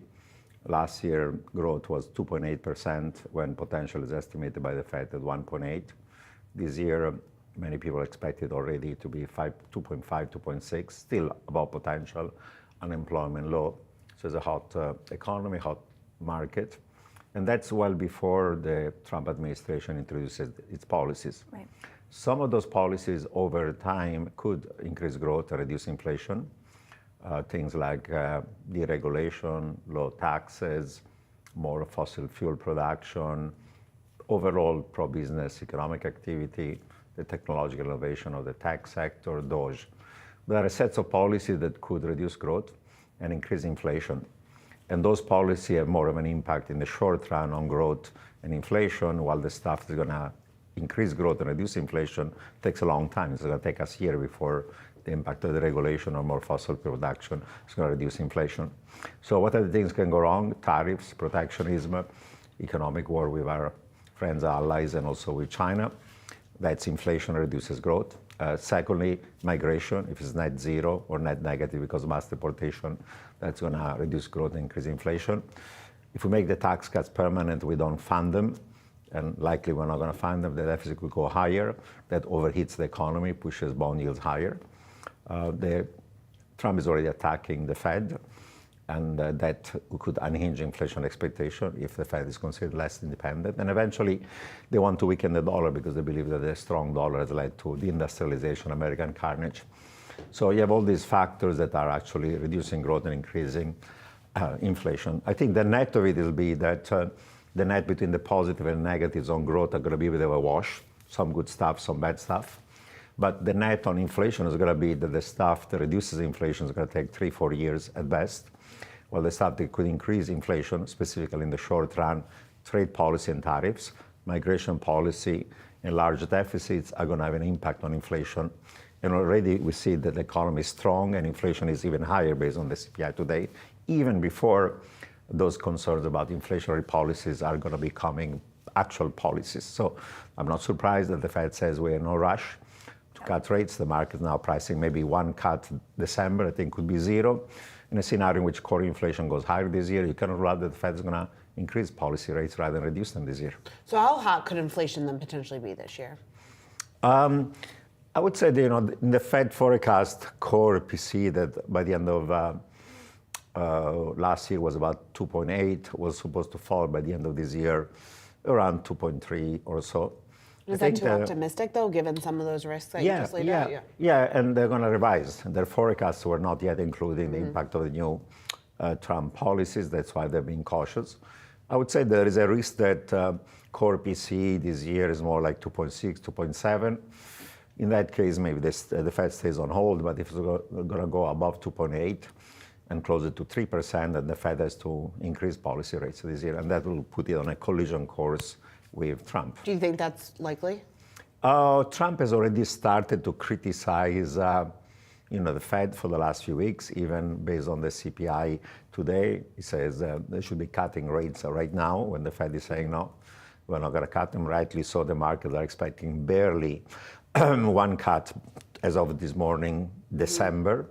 I think it's more likely the Fed stays on hold, and there's a risk of, Powell is not going to say this year in his testimony we're going to raise rates, but going to be pushed on the question under which condition you could not just stay on hold, but also increase policy rates. And there are some conditions, and there's a meaningful increase of core PC inflation that would lead to that, and that will be even before there's an increase in rates. Even just keeping them on hold is going to put him on a collision course with Trump, because Trump wants to cut rates now. So we're already seeing those tensions, and they're going to build up. How concerned does that make you for the strength of the consumer under the weight of that inflation, especially given what we heard from Powell yesterday, that he does think the neutral rate has gotten higher than folks maybe previously anticipated? Well, on one side, you'd say the reason why inflation is high is because the economy is strong and has been strong. So it means that consumption, 2/3 of GDP, has been strong. Within the consumer, of course, those that are in the top 50% distribution of income are doing well. The bottom 30, kind of paycheck by check, has been struggling. And for those people, of course, a Fed funds rate, the current level with mortgage rates at 7, auto loans, student loans, credit cards, personal loans, is a stress, but it's a divided consumer between, people refer to it as the K-shaped recovery. Those who are better off are going to be better off, and those who are in the bottom are struggling. So it's a division, but overall, the economy is doing well. Consumption is doing well. CapEx is going well because of technological innovation. Fiscal stimulus is still ongoing. Net exports, that is trade, is still weak. And residential investment is weak also because interest rates are high. Nouriel, I'm curious because one of your posts caught my attention last month, or was it earlier this month? Everything's blurring together. But on the heels of the DeepSeek news, just about 2 weeks ago. Yeah. And you seemed a bit more optimistic just in terms of maybe the bullishness that could potentially unlock when you talk about AI adoption. Yeah. I'm curious just how you square that then with this overall risk that we are seeing when it comes to rates, when it comes to the inflationary picture, and kind of how that then sets up equities for this year. Well, there are some positives in the economy, and one of the positives, a part of his policies, is lucky because it's not just AI, machine learning, robotic, automation, quantum, green tech, ag tech, fintech. There are 10 industries of the future. In my view, are going to increase the potential growth of the US by the end of the decade to about 3%. And the fact that actually growth is already well above 1.8, and we don't see strong inflation is a signal that the potential is rising. So that's a medium-term view. In the short term, as I said, there's a bunch of policy that instead can stoke inflation and can reduce growth. So there's a tension between the good stuff, including technology, and the stuff is going to be negative. So in the short term, we are in this no landing zone, and actually technology is going to increase growth as well. The labor market is tight, and if we have restriction to migration, that's going to make it even tighter. But for the stock market, I would say after 2 years of 20% returns on S&P, valuations are high in terms of P ratio. Earnings growth is going to be moderate. An economy is growing okay, and inflation is around 3. So on a fundamental basis, probably you should have single-digit returns on equities, not double digits, say between 5 to 7% this year overall. What can make things worse than that is if we have policies that on trade, on fiscal deficits, on migration push bond yield higher. The 5-year this morning went up 10 basis points on the inflation report, is now closer to 5.7 to 5.5. Then if you had a 10-year yield that goes to say 5%, then you get a correction in equities. And that correction in equities and higher bond yield implies higher mortgage rates and other things that imply the economy starts to weaken and the stock market has to correct. So in the short term, I would say if we're lucky and the policies are moderate, you get single-digit returns this year. If some of the bad policy increase inflation and push the Fed to stay on hold and materialize and 10 years go to 5%, the stock market for the year is flat and it could have a correction in the next few months. But over the medium term, I would say that probably being overweight equities, and within equities tech, and within tech even the Max 7, in spite of the noise from DeepSeek. I mean, if what the DeepSeek has done is correct, and of course they underestimated how much they spent, how much they stole in a video CPU, but it's something as a step function that increases total factor productivity growth for the US and globally. So medium term actually is a positive aggregate supply shock for the world, and for the US that benefits everybody, should lead to higher equity prices because growth is going to be greater. Short run, of course, you have to ask yourself which one of the hyperscalers do better or worse and whatever not. But on net, they're going to do well in spite of DeepSeek. DeepSeek, in my view, is an evolution. It's not a revolution. It's not as if the business model of OpenAI is broken. Actually, without OpenAI, DeepSeek could not even exist. They free rode on all the knowledge. They distilled the models and so on and so on. So overall, over time, technology innovation is positive for the US, positive for the world. It's positive for growth. It reduces inflation. It's good for the stock market, but that's a medium-term view. If you take a medium-term view. I want to follow up on what you said about a potential correction.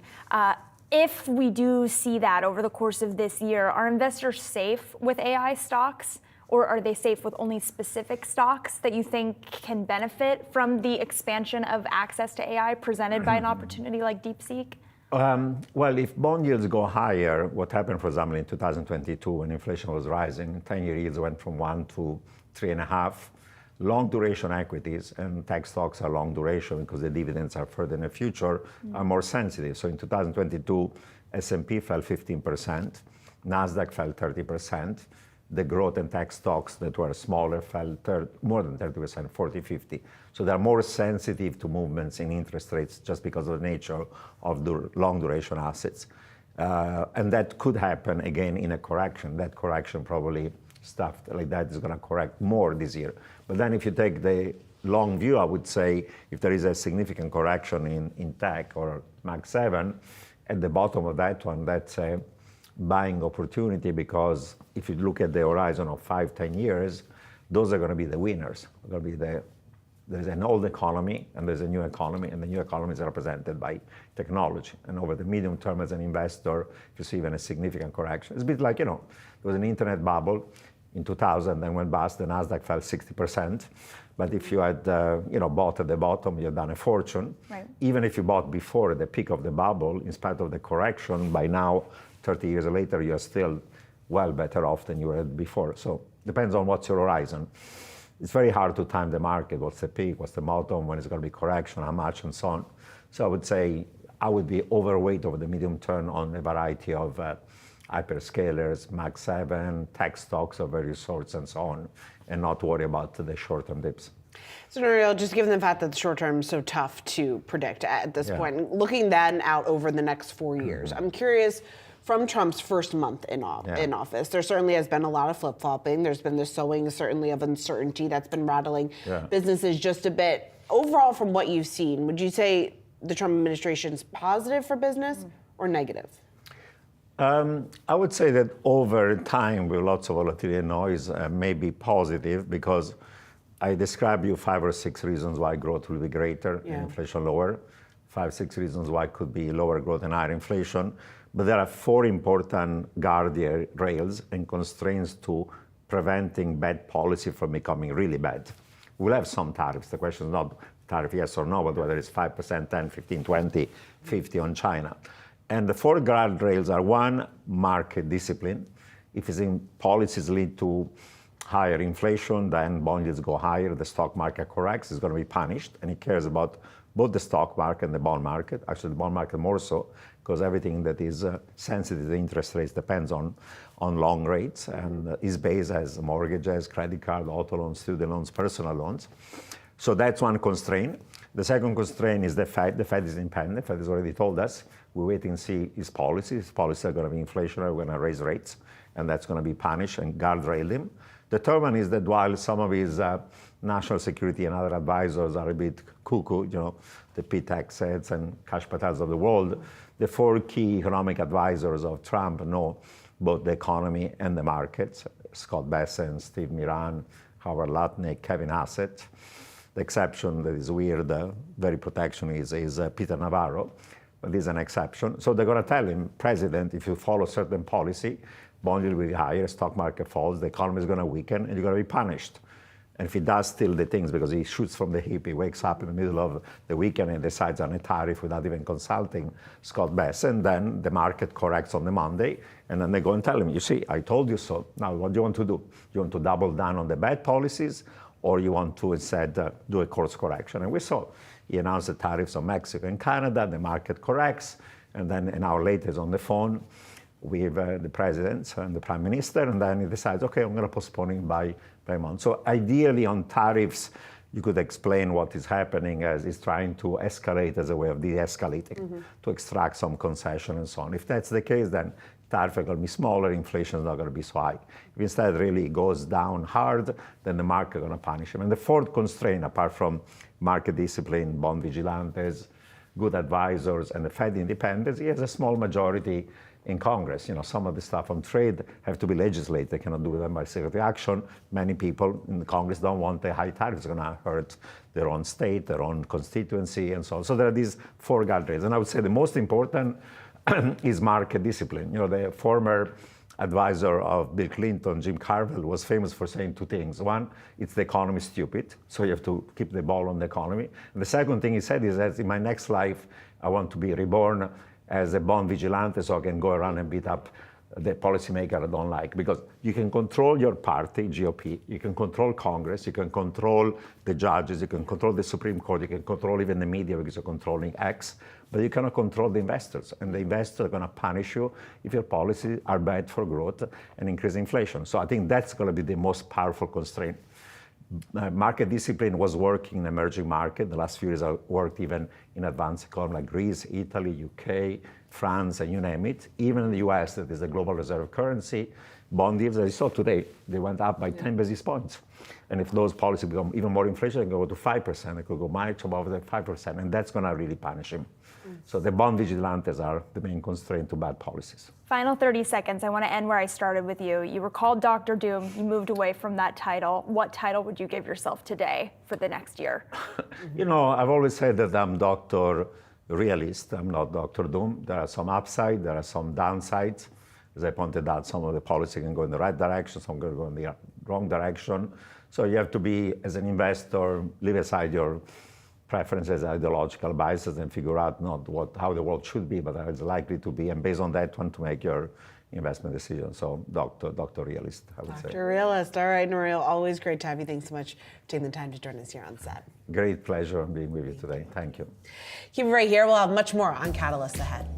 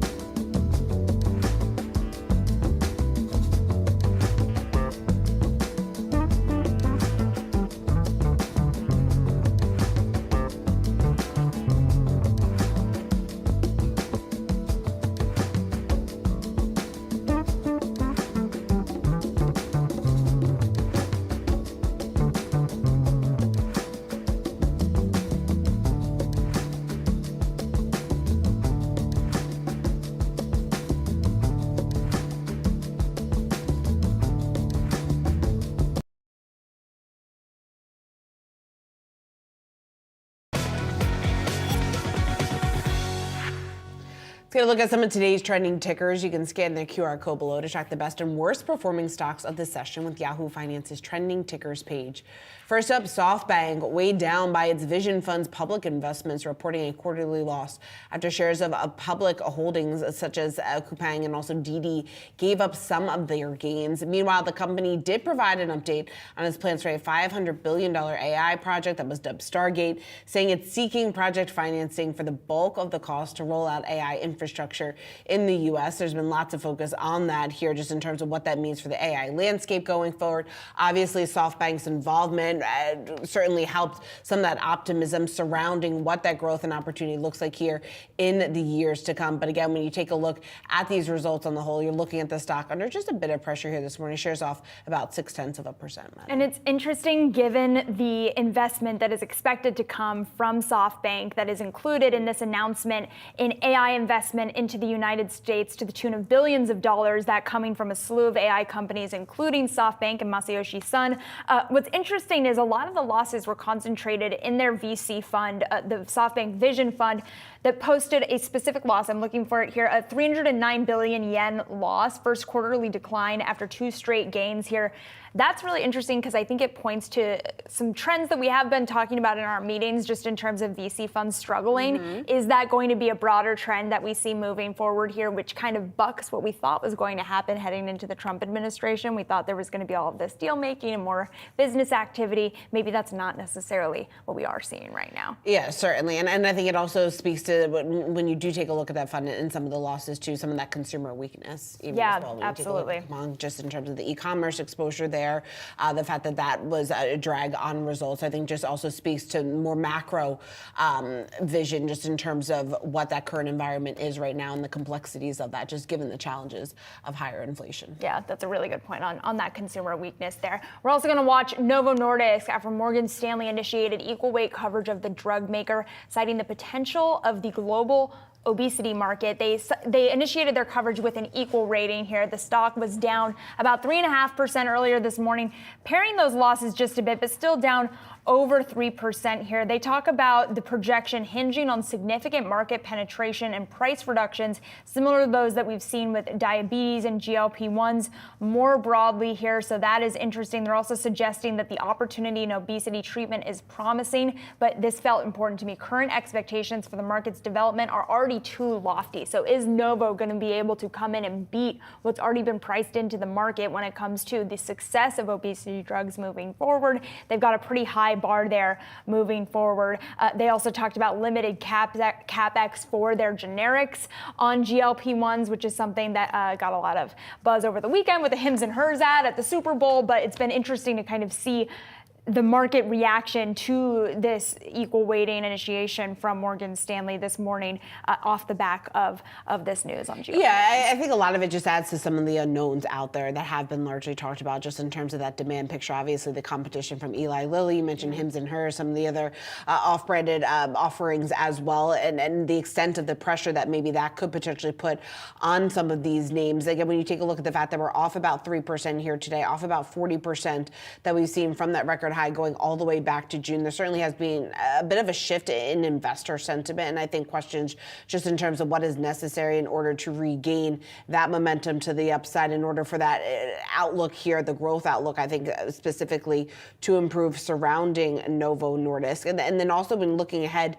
to the next couple of years, when you take a look at the pricing of these weight loss drugs and the fact that they are negotiations with the government, lots of questions, not only impact that it's going to have on Novo Nordisk, but obviously the trickle-down effect to Eli Lilly and some of its competitors as well. That has been a focal point of some of these analyst notes most recently as well. So again, a number of factors just in terms of the challenging landscape that could be ahead. And obviously that's put a bit of a cap on some of that momentum, at least for Novo Nordisk. You got Eli Lilly already offering deals to people who will buy the real thing instead of the compounded drugs. So certainly something to watch when it comes to those prices. Let's take a look at Occidental. It's getting scooped up by Warren Buffett's Berkshire Hathaway, more of it. Berkshire Berkshire buying an additional 763,000 shares of the oil and gas company last week. That's according to a regulatory filing, lifting its stake to about 28%. So once again, this has been a trade that he has doubled down on before when it comes to that opportunity that he has spoken about with Occidental. So here he is buying more, given the fact now that he owns a 28% stake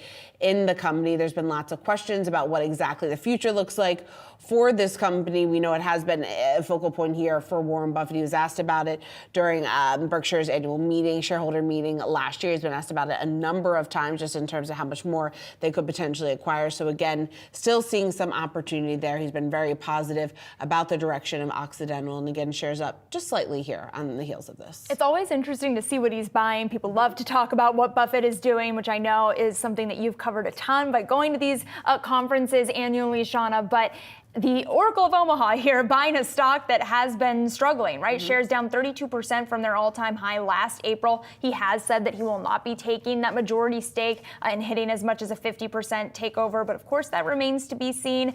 I thought this was really interesting. He has previously said about Occidental that he started buying after listening in on a company earnings call. So very important to our investor audience out there listening. Remember, it's important to listen to those earnings calls before you buy a stock. You might get some stock buying ideas and names for more opportunities if you pull the Buffett card there. So super interesting to see those shares this morning. Still, Berkshire shares under pressure, but Occidental up about 0.5%. Yeah, exactly. When you talk about the dividend payers, we know that he likes that a lot. When you take a look at their dividend yield, almost 2%, 1.8%. They're also looking to further diversify their business. So it has been under a bit of pressure, but again, he at least taking the view that it is a real buying opportunity following some of those losses that you were mentioning. Absolutely. All right, well, coming up, we're going to talk to a Tesla shareholder about how Elon Musk's time spent at Doge is impacting the EV maker. That's coming up next right here on Catalysts.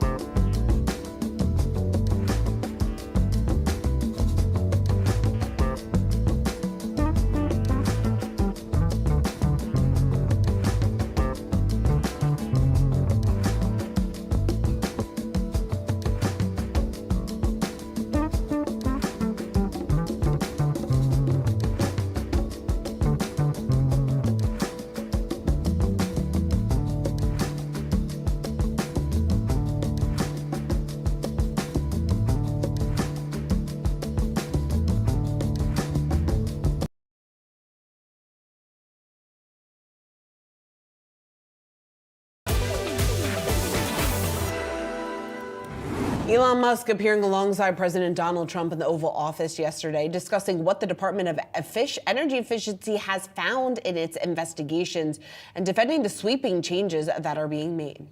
We're going to be signing a very important deal today. It's Doge, and I'm going to ask Elon to tell you a little bit about it and some of the things that we found, which are shocking. Billions and billions of dollars in waste, fraud, and abuse. The people voted for major government reform, and that's what the people are going to get. They're going to get what they voted for. All right, joining us now to discuss Musk's work at Doge is our very own Ben Worschel. Ben. Yeah, so it was quite the Oval Office event yesterday. You just showed a little taste of it there, but it was 30 minutes long.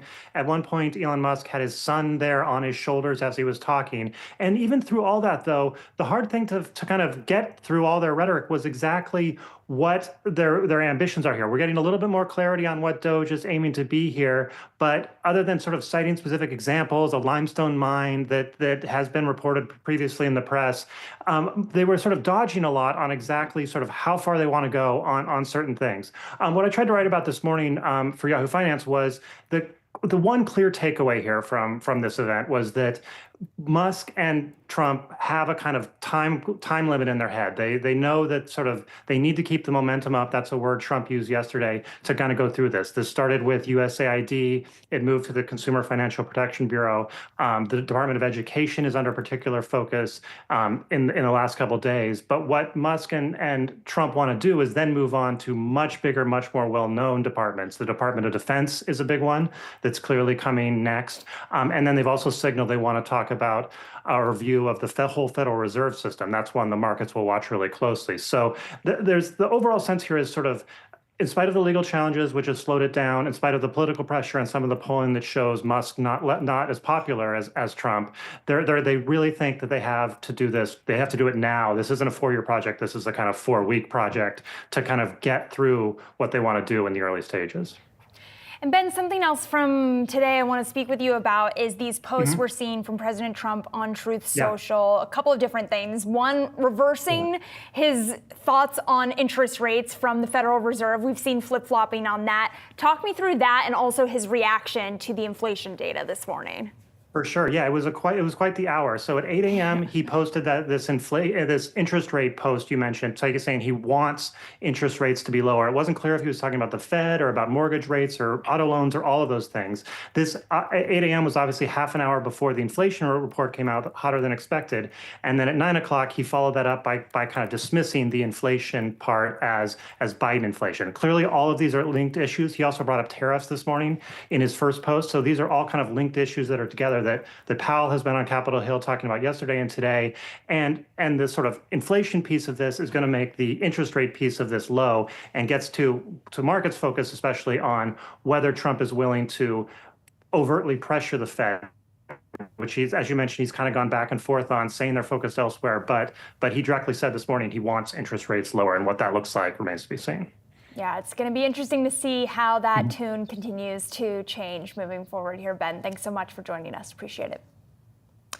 Tesla shares rebounding today after a 5-day slide. The stock has fallen over 30% from a record high it hit back in December. So what's next for Tesla? CEO Elon Musk puts a lot of his time into the Department of Government Efficiency.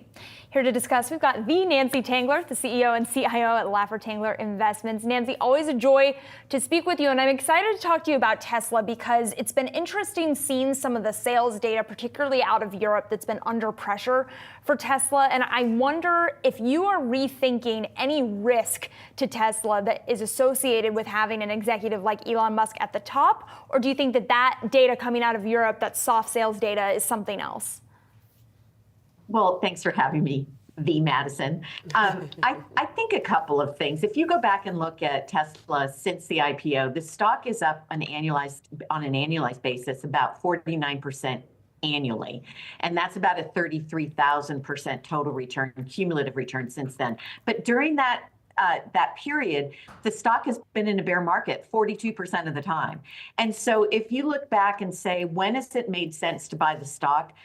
It was when Elon Musk was sleeping on the factory floor. It was when he was selling shares to buy Twitter. And I think this will again be a time when you say, it made sense to step in and add to holdings. We trimmed early this year. We wanted to wait for a new tax year because we had such large gains in the stock. And I think, if it continues to show weakness, we'll be buying. And the last thing I'll say is the reason for that is we do not think this is an EV company anymore. We think it's an energy company. So battery storage grew over 100% last quarter, over 50% the previous quarter. We think that it's an AI company. So full self-driving in the US is likely to be a reality soon enough. He's saying middle of the year, which probably means end of the year. But we think you want to own this stock for the long term and use the volatility to step in and buy at more attractive levels. Nancy, at what level is it a buy? Hi, Shauna. So I think, I think, look, this is not a company that trades on valuation. It's a company that trades on the story. So if you believe in the AI story and you get a pullback of 30 to 40%, then I think you add to holdings, and you just have to be disciplined. So I would say here is an opportunity to add to holdings. If we get additional pullback, I would say that would be an opportunity to add to holdings. We have not thought this was an EV company for over a year because what Elon did with EVs was he cut his own margins to drive his competitors out of business. He did a pretty good job of it in the US with Ford kind of struggling in the EV space. And so we expect to see margins improve. We expect to see the cheaper model. Cybercab is likely on the horizon. And then, of course, my home healthcare solution for my old age is Optimus, the robot. And I think that is being underestimated in the valuation. Well, let's talk about another company digging in on robotics, and that is Meta. Nancy, I know that you trimmed your holdings in Meta. Talk to me about how you're thinking about the stock today. What is your concern with it? What are the opportunities you're looking into? So Madison, as a portfolio manager, you live in a perpetual state of dissatisfaction. We actually sold our holdings in Meta, and that was probably at levels about 50% below current, but we bought Spotify, and Spotify's up significantly more than Meta during that period. So I don't have too much to say about it. I think Mark Zuckerberg has pivoted in the right ways. He cut costs. He's, expanding the company's focus. We'll see from an AI standpoint where they end up. But I think they're a survivor in the space. They've committed to and increased their CapEx spending. We saw that from all the hyperscalers. They either doubled down on their current levels or increased spending. Amazon and Meta both did. So I do think we're early innings in AI spend. I don't think DeepSeek has changed that for the worse. I think what it's done is increased competition. And that's always, as we've seen historically, Jevons paradox, it's always good when competition drives down prices because it drives up demand. Nancy, let's talk about the bet and the position that you do have in Spotify. Clearly, it's been one that has paid off. Just similar in using an analogy that you just used with Meta, are we still in the early innings of Spotify?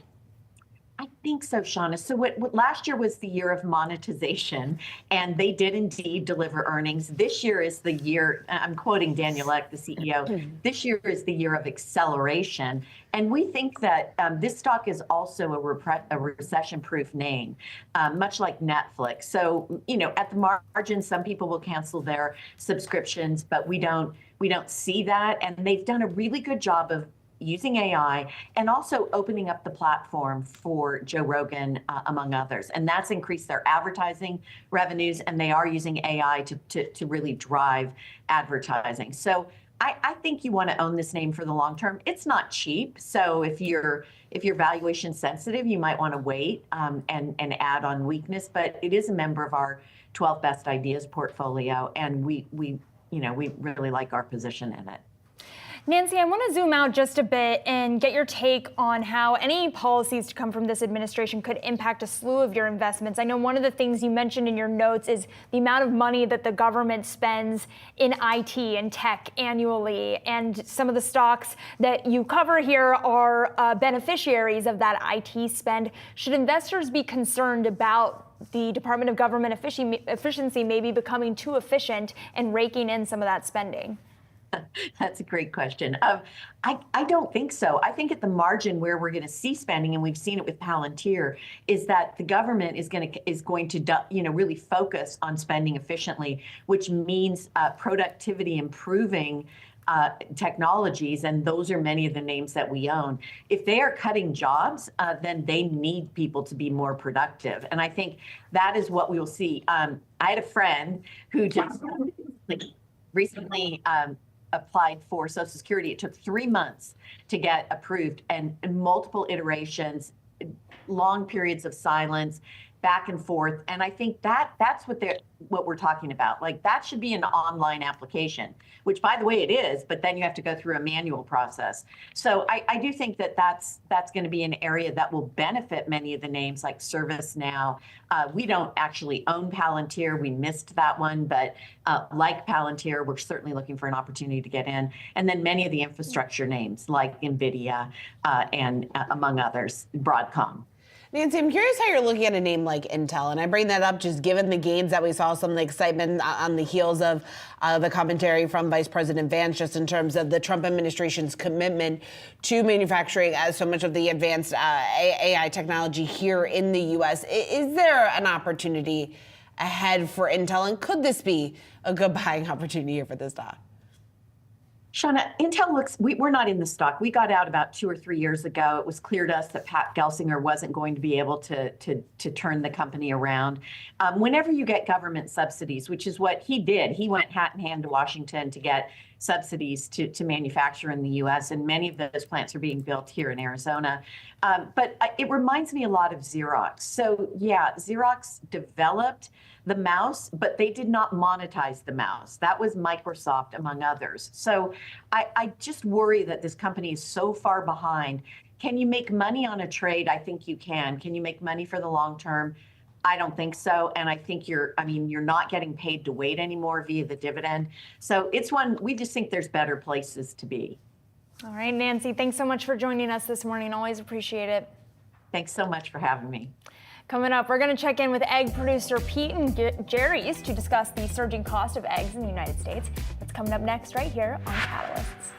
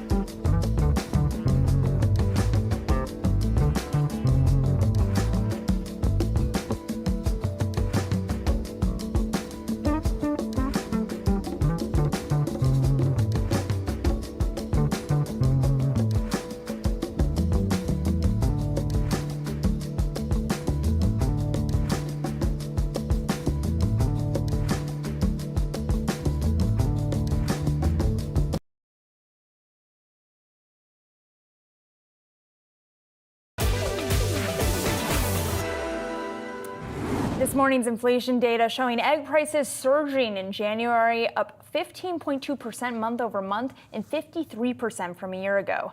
The spread of bird flu is expected to keep prices high. The USDA forecasting prices rising another 20% this year. Joining us now to discuss the outlook for the egg industry, we've got Tom Flacco, the CEO of egg producer Pete and Jerry's. Thank you so much for joining us this morning, Tom. We've seen grocery stores, including Costco, Trader Joe's, limiting customers' egg purchases as supply continues to become a concern. Given that and the inflationary pressure that was made clear this morning, how are you thinking about prices right now? Well, good morning. Thanks for having me. Yeah, certainly this is an unprecedented time in the space, but I want to make sure people understand there's a difference between eggs and eggs. We are a premium egg. Pete and Jerry's and Nellie's are premium eggs. Our price actually to the retailer hasn't changed since last year. It actually hasn't changed probably in the last 18 months. What's really making the news is the price of commodity eggs, what we call conventional or well eggs that are either caged or cage-free. Their price is driven much more by supply and demand. Our price is driven more by just an agreed-to price to the retailer that doesn't move around based on supply and demand. And those are the birds that have really been, unfortunately, affected by avian influenza. So as over 10% of their supply chain has been taken out from avian influenza, that's just reduced the supply of eggs, which in turn drives up the price to the retailer and then ultimately to the end consumer. Tom, have you at all been impacted by it? We've had a couple of barns that have been hit, but we have over 5 million, close to actually 6.5 million birds in our network, spread out over 250 odd farms, and we're in 15 states. So we don't have the same concentration in our supply chain that a traditional conventional caged or cage-free player has in theirs, where there are several 100,000 or millions of birds on one campus. So if that campus gets infected, all those birds unfortunately need to be taken out in order to control the spread of the flu. We've had 20 to 40,000 barns hit, 20 to 40,000 bird barns hit, which is a very small portion of our total supply. So it has not affected our ability to keep our customers in stock. What has affected it is the fact that now a lot of those conventional cage and cage-free eggs that are typically much lower price, $2 to $3 more a dozen than ours, they're actually at parity or in fact, some cases higher price than ours. So it makes it easier for the consumer to grab our eggs. So once our eggs hit the shelf, they're unfortunately scooped up very quickly. I mean, it's fortunate for us, but I know there are supply challenges all around the country on our eggs. That's that demand profile that you're seeing. I want to make sure people understand too that cage-free is not the same as free range. Our birds are either free range or pasture raised. They have access to the outdoors. Every one of our birds has access to the outdoors. Cage-free birds do not. So when you talk about the hen welfare, just the quality of the egg experience, and we know that eggs right now are a very popular source of protein. It's the right cost profile. It's the right impact on the environment. Eggs are very popular. And when people see the opportunity to get free range or pasture raised for the same, if not lower price than conventional, they're going to grab it. So Tom, walk me through real quick just the pricing strategy then that you are able to navigate, because it still sounds like it's a challenging environment. If you're hit at least to any degree in terms of volumes or your ability to produce, and you don't have that leverage in order to pass along any higher price or any price increase to the consumer, how do you then navigate that? Well, we have the leverage. I mean, we could be raising price. If a barn or two was hit, we could turn around and say, hey, our supply was affected. We've elected not to do that.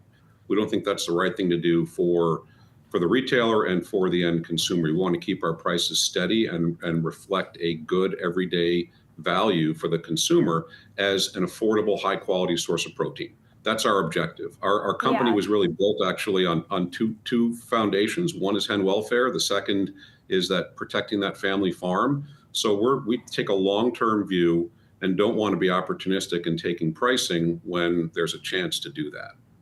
I'd be remiss to not ask you about some news. 100,000 eggs stolen from your farm in Pennsylvania worth $40,000 from the back of a truck. I know that you're litigating that, so you can't talk about it directly, but just curious if you can talk about your strategy as a leader coming out of that and any hit that could have to your balance sheet, as maybe you have insurance costs going up off the back of that or security costs going up off of that. Can you talk about it from a 30,000-foot view perspective? Yeah, I can't say a lot about it because it's an ongoing investigation. But what I can say is really two things. One, to put it into perspective, we've heard 100,000 eggs, that's 8,000 dozen. There are 24,000 dozen roughly eggs on a truck. So it was a third of a truck. We ship thousands of trucks a year. So it was not a meaningful hit to our supply and to our retail partners. It's unfortunate. We wish it didn't happen, but it did happen. We put in additional security measures to make sure it doesn't happen again. But that's really about all I can say about that. All right, Tom Flacco, we appreciate you taking the time to join us here, CEO of Pete & Jerry's. Thanks for having me. Coming up, bond prices plunging following the latest inflation print. We're taking a look at why investors poured a record amount of funds into bond ETFs last year, and maybe what that signals just about what's ahead here for investors, the opportunity that this could potentially present. We've got that for you next.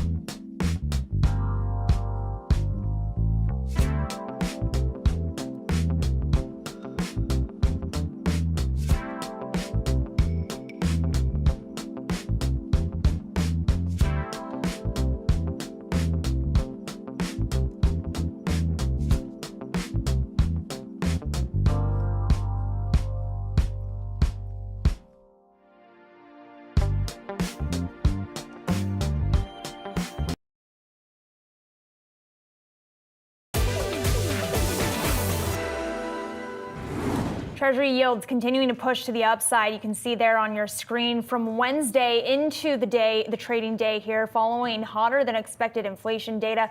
We're seeing the 10-year in particular at the highest level in 3 weeks when it comes to the yield on the 10-year. Markets also pricing in highest inflation since 2023. If you take a look at market pricing when it comes to treasuries here. So how should fixed income investors be approaching the bond market? Here to discuss, we've got Steve Laifley, BlackRock Global co-head of bond ETFs, joining us now for this week's ETF report brought to you by Invesco QQQ.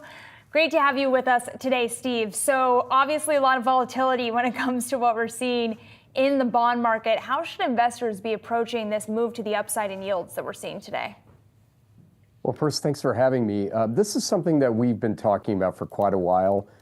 We have always been saying that the ride on inflation is going to be bumpy. It's going to be fairly uneven. We've been advocating for investors to really lean more into the income portion of their portfolio, sort of pull back on duration, really lean into things like floating rate, CLOs, bank loans, any high income profile really to kind of bank those coupons and then rein in your duration. So when you have volatile days like this, you're really more focused on the coupons you're clipping rather than the price action. And so that's something that we've been talking about, and we've been expecting volatility like this.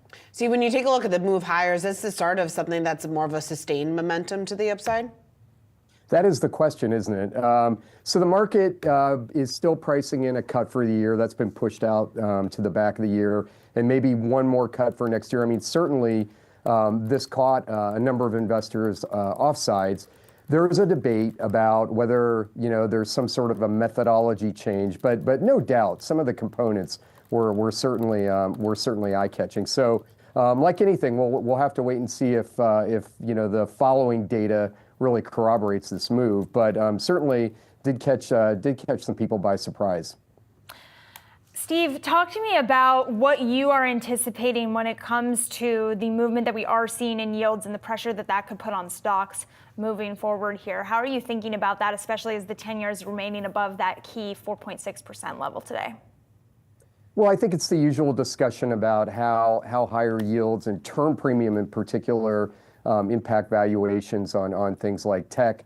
I mean, we're really focused on having investors kind of look past the volatility and really make sure their portfolios are aligned in the right way. And on the fixed income side of things, we've been advocating again for sort of reining in your duration, not shying away from fixed income though. We do think that yeah, there's yield volatility. You're going to have an uneven ride in inflation, but this is literally a generational opportunity in the bond market. Yields will go up and they'll go down, but this is a great time to true up the fixed income side of your portfolio. So, we've been looking at things like our flexible income fund, BINC, and our CLO funds, CLOA and BCLO, as a way to really kind of start capturing and monetizing some of this income. And we think that's the right move. You're going to get this volatility, but you gotta keep focused and look past it. All right, Steve, thanks so much for joining us here this morning. Thank you. Well, coming up, it's Wealth, dedicated to all of your personal finance needs. Brad Smith has you for the next hour. We'll see you tomorrow.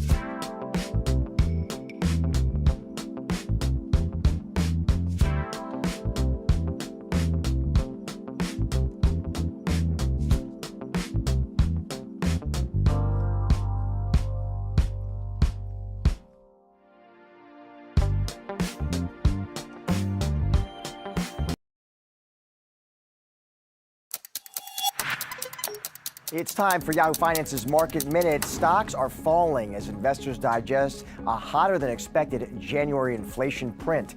CVS shares, they're jumping on better than expected earnings, while medical costs continue to weigh on its insurance unit. Analysts are optimistic this year could mark a turnaround from a tough 2024. And Upstart is rallying. That's after getting a pair of analyst upgrades on the back of a strong earnings report. B. Riley citing a, quote, striking acceleration in growth for its new buy rating, boosted from neutral. Plus, Intel extending gains. It is now the top trending ticker on Yahoo Finance.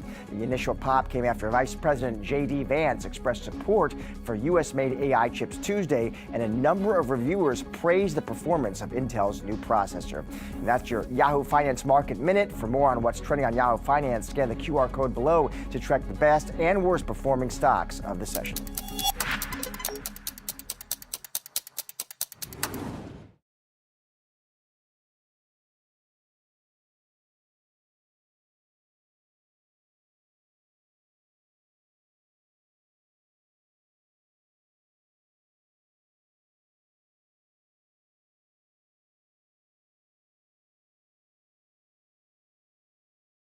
Welcome to Wealth, everyone. I'm Brad Smith. This is Yahoo Finance's guide to building your financial footprint. Our community of experts will give you the resources, tools, the tips, and the tricks that you need to grow your money. Hey, on today's show, inflation ticking higher in the month of January. We're going to break down what it means for everything from your investment portfolio to your grocery bill. And we'll dive into what the latest data shows as well about the state of the housing market and talk to an expert about setting yourself up for an optimal home loan. Plus, getting retirement ready. Decoding Retirement host Bob Powell will break down how you should think about your financial future when it comes to the mid to later years of retirement, which often get less attention.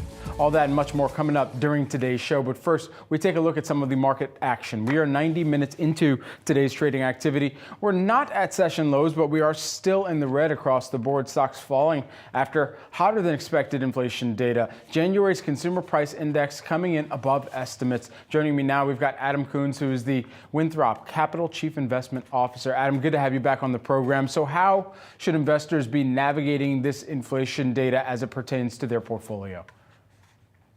Yeah, I mean, I wouldn't get too worked up about one data point. I think investors should continue to think that inflation coming down, the deceleration of inflation with that, is that it's going to happen slowly. They're going to have sticking points.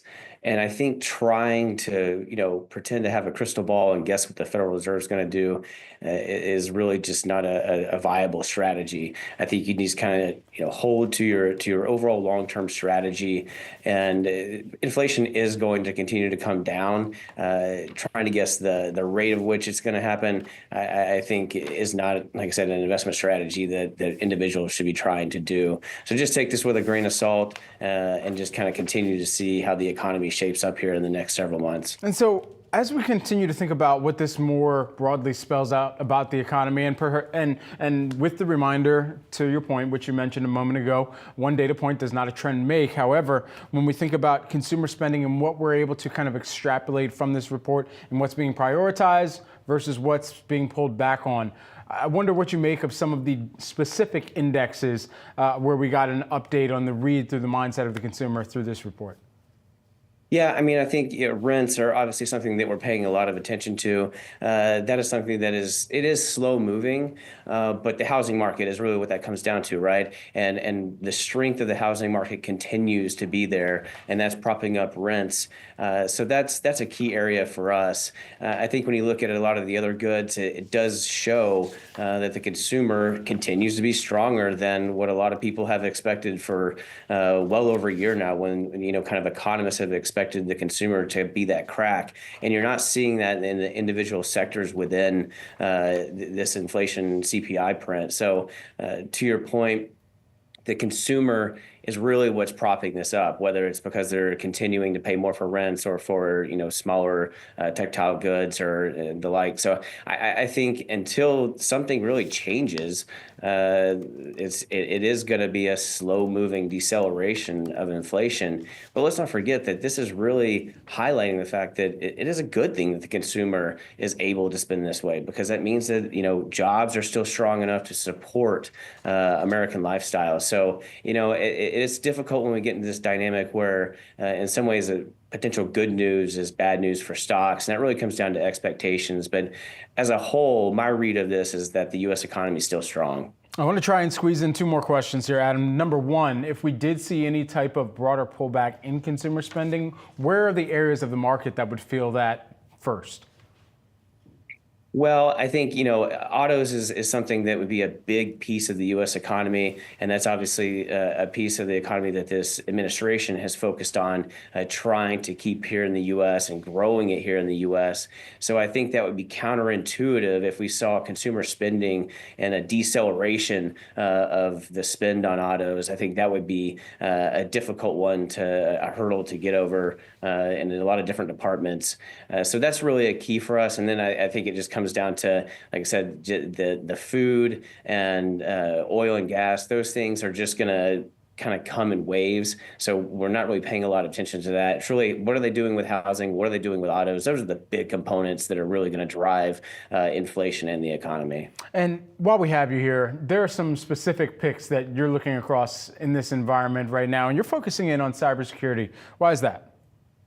Well, I mean, look, the AI narrative story has gotten overplayed. I think we'll all accept that. But there's some viability within that. So we're looking for pockets to play in artificial intelligence without getting into the FOMO trade. And one area where we believe that's the case is cybersecurity. Regardless of the direction of AI, whether the spin comes from some next generation or a GPU, those are very difficult things to forecast. But what we do know is no matter the direction, the need for cybersecurity is going to increase, and the need for more advanced cybersecurity is going to increase. So that's why we like that theme here in 2025. So Fortinet and CrowdStrike are our top picks. Valuations are a little bit rich, so we're position sized, appropriate with that, and we like the basket play of playing the two top names that I just mentioned. But like I said, that's a pie that we know is going to grow and has a little bit more forecastability, unlike some of the different components within AI. Adam, thanks so much for taking the time here with us today. Really appreciate it. Yeah, thank you. Now time for some of today's trending tickers. You can scan the QR code below to track the best and worst performing stocks of the session with Yahoo Finance's trending tickers page. Joining me now, we've got Catalyst co-host Madison Mills. Maddie, we got to dive into these. First up, taking a look here at shares of Vertiv. They are falling on the company's profit outlook for Q1. They're seeing adjusted earnings per share of 57 to 63 cents, and the estimate was for 63 cents coming into this. Investors are reacting, sending shares lower by about 8% here today. Yeah, it's coming in just above the full year adjusted EPS estimate, right? So that is not enough for the street, clearly, when you're taking a look at these shares down 8%. We've already seen them falling pre-market, before the market open here. Just running through a couple of the reasons behind this here. And again, you mentioned this to me earlier today, Brad. This is a power equipment provider. They provide some of the equipment for things like liquid cooling that can be utilized in data centers. So a little bit of an offbeat AI play here, just to set some context, but forecasting adjusted profits for the first quarter, the midpoint of the range falling short of the street's expectations. And as I mentioned, the adjusted EPS number coming in just in that midline as well. So that was a disappointment for the street. Adjusted EPS for the fourth quarter coming in just above estimates. So that was a positive. Net sales also coming in just above estimates for the quarter as well. A little bit of interesting commentary from the call. The CEO talking about capital expenditure forecast for 2025 coming around $275 million. That's about 3% of sales. So they're saying that is a positive, that they're not outspending. The CEO also adding, I am confident in the growth trajectory of the company. We are reaffirming the 5-year financial framework that we presented at our last investor event. And they talk about the accessibility of AI leading to a broadening in the space. That could be a little bit of a DeepSeek shout out there, which they believe would generate more data and therefore require more data centers moving forward. But mentioning that was not enough for the street, as you can see by the stock performance. Yeah, almost when LLMs compete, we win because that just means more data centers are necessary for all of their processing power that's necessary to run those models here. While we got you, Maddie, stick with us because we're going to talk about Barrick Gold, saying they expect to produce less gold this year as it navigates a mining dispute. It sees gold production for 2025 at 3.15 to 3.5 million ounces, or 3.15 to 3.50 million ounces versus the estimate of 3.70 million ounces here. Shares right now, they're still holding up. They're up by about 6.8% right now. I think the headline here that's really important for people listening to understand is that they beat the guidance here, right? And so this is the opposite of what we were talking about with Vertiv. They were able to beat the street's guidance here. They had the strongest quarter of their prior fiscal year with these results, so indicating that their better than expected results could potentially allow the company to meet its guidance moving forward, which would be a positive sign for the stock throughout 2025, not just for the quarter here, right? Just to run through a little bit of analyst commentary here, National Bank saying a positive in our view, given the company had missed guidance in the prior 2 years. Again, pointing to that guidance being really important data point in earnings calls. We also had TD Cowen saying guidance actually was a bit light, but still maintaining a buy rating on the stock and saying that the company did offer their strongest quarter of the year. Meeting 2024 guidance was a concern for the market, so the fact that they were able to meet that guidance was seen as a positive. Yeah, absolutely. A lot to really break down within the reserve additions that they were talking about within this update. Some of the North America and Africa and Middle East operations meeting their production guidance for the year. Latin America and Asia Pacific region slower than expected ramp up at Pueblo Viejo, and that meaning the region delivered slightly below some of the guidance as well. So a lot to continue to keep tabs on with Barrick Gold. Thanks so much. Thank you, Brad. Thanks. Appreciate it. Coming up, we're taking a closer look at the latest read on inflation, including why you'll be spending more at the grocery store. Sad face emoji. That's next on Wealth.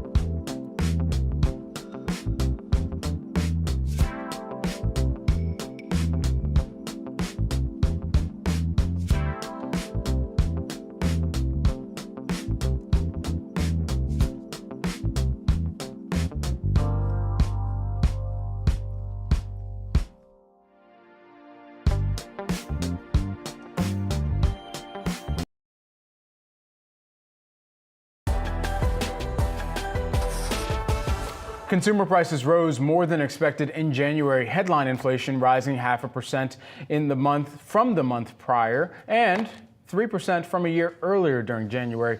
Both higher than December's gains and more than what economists had expected.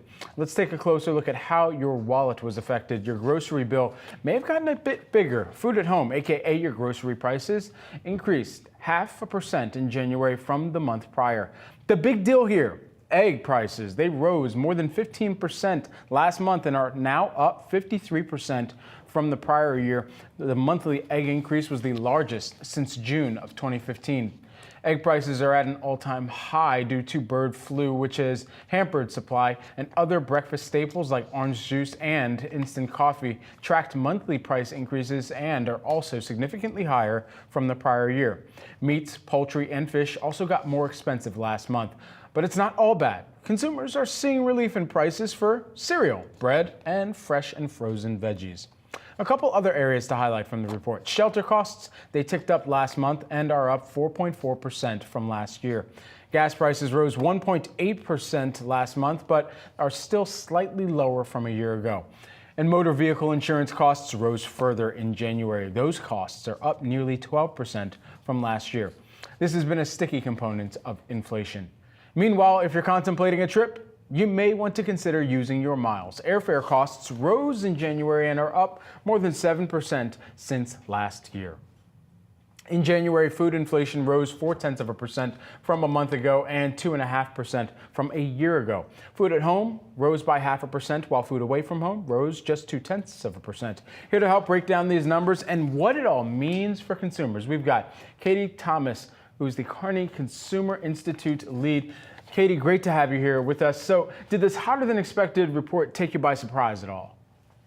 I can't say it took me by surprise, but it's certainly concerning. Just a month ago, I was praising the stability, if not the adaptability of the U.S. consumer. So despite voiced broad concerns about the economy, they were really coping. So either their wages had kept up with inflation, or they were kind of figuring out how to make small modifications to their cost of living to roll with it. Now seeing these persisting price increases and then some of the other uncertainty that sort of flooded the market in the last month or so, I'm a lot more concerned about consumer spending going forward. And so with all of this in mind, as you think about some of the pockets where we saw indexes increase versus decrease, which jumped out to you the most? I think one of the things I'm looking at is personal job security. So that's something we see to be a pretty good indicator of how people's appetite to spend and how they want to get out there in the market. So when you think of something like, 3.3 million Americans work for the federal government, and there's been a lot of confusion there around the future of their job. We've heard rumblings of tech layoffs in some other areas, and just, the challenges that may develop from tariffs or other things that may be implicated. So I think that's the biggest thing where we're just going to see consumers want to hold off until the dust settles a little and have a better sense of their own job security and how that informs their spending behavior.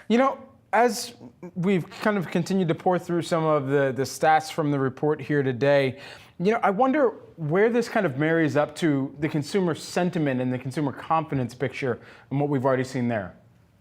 Yeah, so again, when we ran our consumer sentiment in January, it was still looking pretty good. And then Michigan just released their numbers earlier this week, and they're seeing a bit of a downturn. So you are seeing some of those concerns of consumers just not knowing. It's really, like, I keep going back to that uncertainty. So we've been living in a little bit of an odd sense of uncertainty, frankly, since the pandemic, and then going into what will the election results be. But now all of that is much more real. And so it just means that, consumer sentiment, it's going to suffer while they're uncertain. But we do find that the best indicator is actually how they feel about their own personal circumstances. So something that's happened within the last few years is there's a lot of voiced concern about the economy and the inflation in general. Then if you talk to them about their own personal, am I, still buying what I want to buy? Am I making the necessary adjustments? Most people are actually saying, yes, I am. So it's really going to be about watching some of those personal numbers and if they start to shift. And so that's so interesting here because we used to use groceries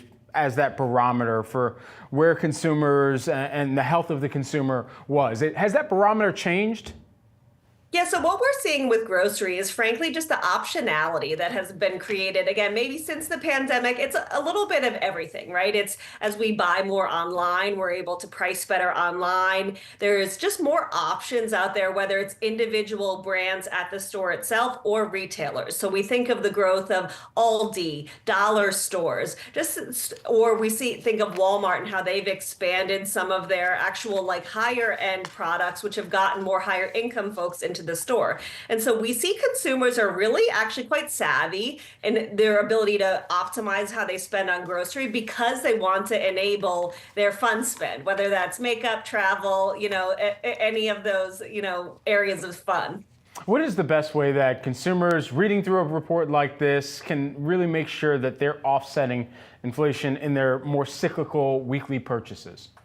Yeah, I mean, honestly, as a consumer myself right now, what I would still professionally recommend is it probably is a good time to just hold off and press pause for a minute. So as you talked about with the numbers, we're seeing everything from housing and shelter numbers go up, grocery numbers, travel. So it's probably a good time to really evaluate, like, is this a good time? It's winter. Maybe I can just really modify, make sure I'm getting the best deals, take that extra time to do the price shopping, looking for the good sales, and just wait a little bit till some of the political dust settles and we have a better sense of what the actual implications of some of these changes may be, and can really adapt to them more in real time. That's really interesting, and perhaps we'll end on this question, which is, a lot of consumers are trying to weigh what the potential effects of tariffs might look like as it pertains to their regular purchases here. Where are some of the first places where that has shown up in the past, or what the anticipations are seeming like from consumers? Sure. So I think, one of the ones we're tracking most closely right now is the de minimis exemption and some of the tariffs from China. So as we know, consumers have really loved Temu, Shein, some of those types of brands, and that's something where they could see it the most immediately. So that's certainly an area to determine, what the interest level is there, if that's something that you can maybe buy elsewhere, just hold off on for now. And then beyond that, it's going to be food and energy prices. So some of that we already saw in the numbers today. That's going to be some of the food we import from countries or, enabling from other surrounding areas. And then lastly, one thing I will say I'm thinking about going out and buying is getting an iPhone. So I'm due for an upgrade as we think about chips and some of those other things that, again, are pretty highly imported, chips and parts. That's another not a bad area to consider getting into sooner than later. Yeah, that's some good advice there, Katie, and waving the red flag on fast fashion potentially there as well here. We will see. Thank you so much for taking the time, Katie. Thanks, Fred. Coming up, everyone, where mortgage rates need to be for housing demand to pick up. We're breaking down the state of the housing market. That's next on Wealth.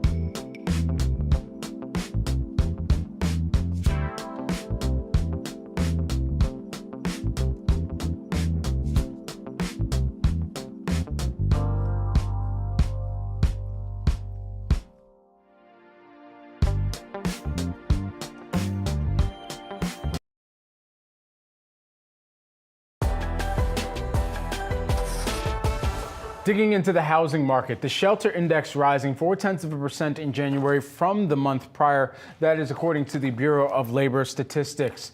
Overall, housing costs are up more than 4% from last year. We have seen mortgage rates ease 3 weeks straight, boosting mortgage demand this past week. Applications rising 2.3% and the finance index rising 10%. But overall, inflation came in a bit hotter than economists expected in January, and that's pushing traders to reevaluate the timing of rate cuts, potentially putting mortgage rates at further risk. Full circle here. So, here to break it all down, we've got Logan Mohtashami, who is the lead analyst over at Housing Wire. Great to have you here with us as we're continuing to take a look through all of this data. First, your reaction to what CPI is telling us and how that could inform the Fed and thus inform mortgage rates as well.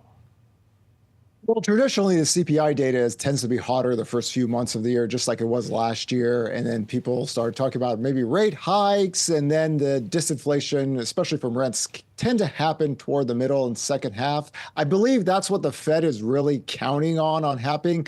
The Fed has their own current BLS index that they track, and that actually went negative recently. So I think there was a lot of optimism that shelter, which is 45% of CPI inflation, would come in a little bit cooler than it is. It didn't, so the 10-year yield gone up, which means mortgage rates go up as well. And so within all of this, as we got some more of the mortgage refinance demand data here this morning, is it appearing that there is going to be a new sweet spot that emerges to get more refinancing applications, especially as some of those who are sitting on lower mortgage rates right now are sitting pretty, quite honestly? I mean, 82% of the country have rates 6% or below. So it's a very slim pickings in terms of rate and term refinances. Generally speaking, over the last 3 years, when mortgage rates head towards 6%, the housing data gets better.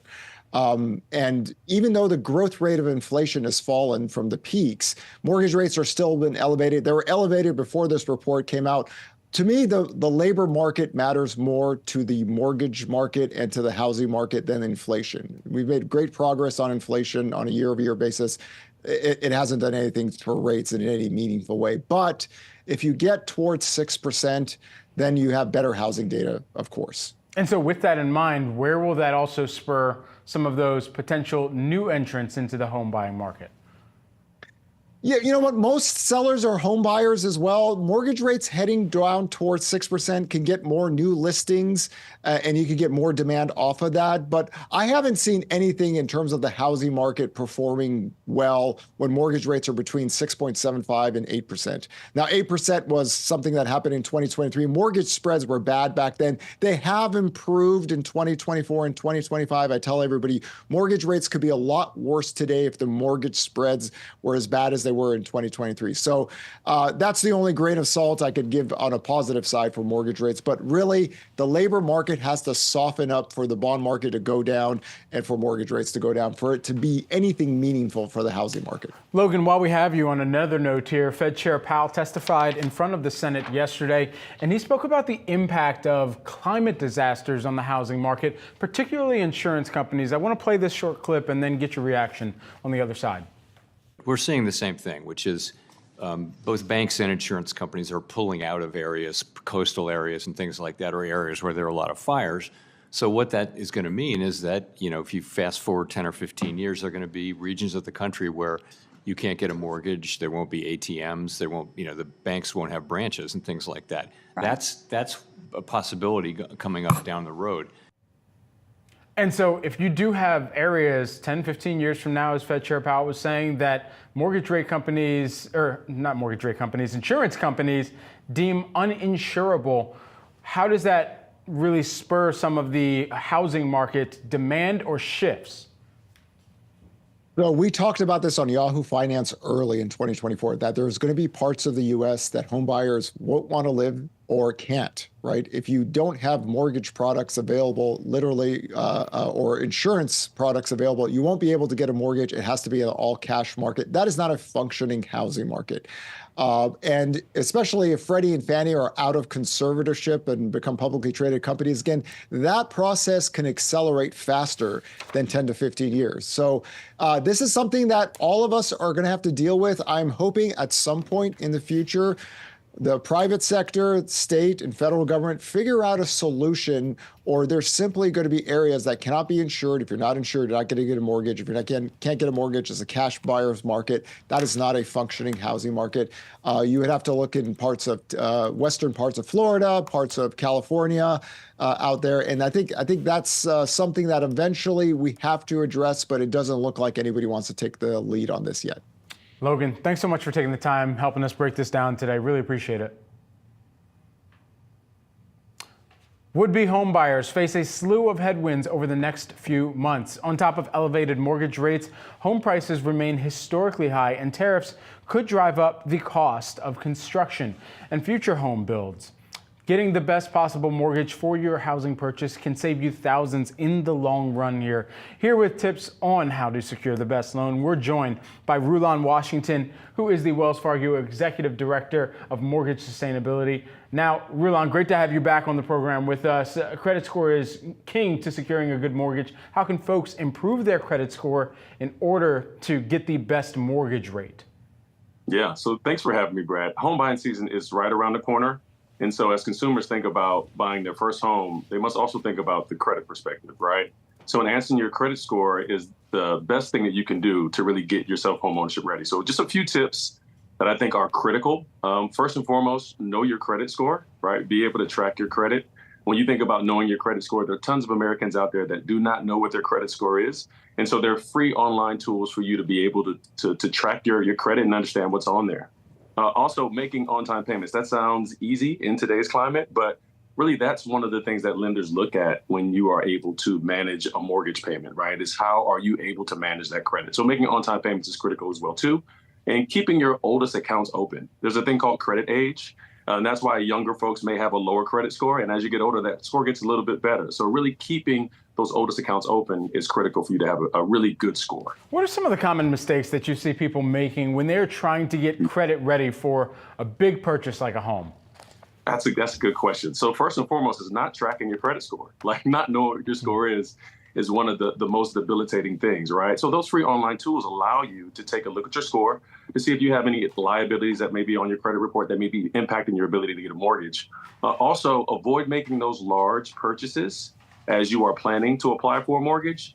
For example, if you're thinking about getting a mortgage in December, don't go out and get that brand new car in June, right? As you think about an inquiry from a lender, that hard inquiry could impact your score when you're trying to get the house of your dreams.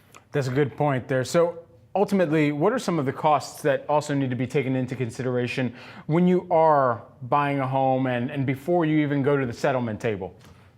Well, Brad, it's impacted me. So one of the biggest costs is maintenance and repair costs. A month into buying my house 10 years ago, my AC shut out on me. So I had to spend $9,000 to purchase a new AC, right after I purchased my home. So when you think about just the maintenance and repair costs, a lot of folks don't take that into consideration.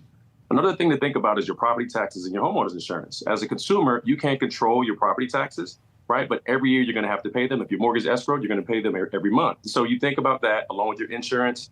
Those are things that you have to make sure you account for when you're doing your budgets and you're financially planning for your mortgage.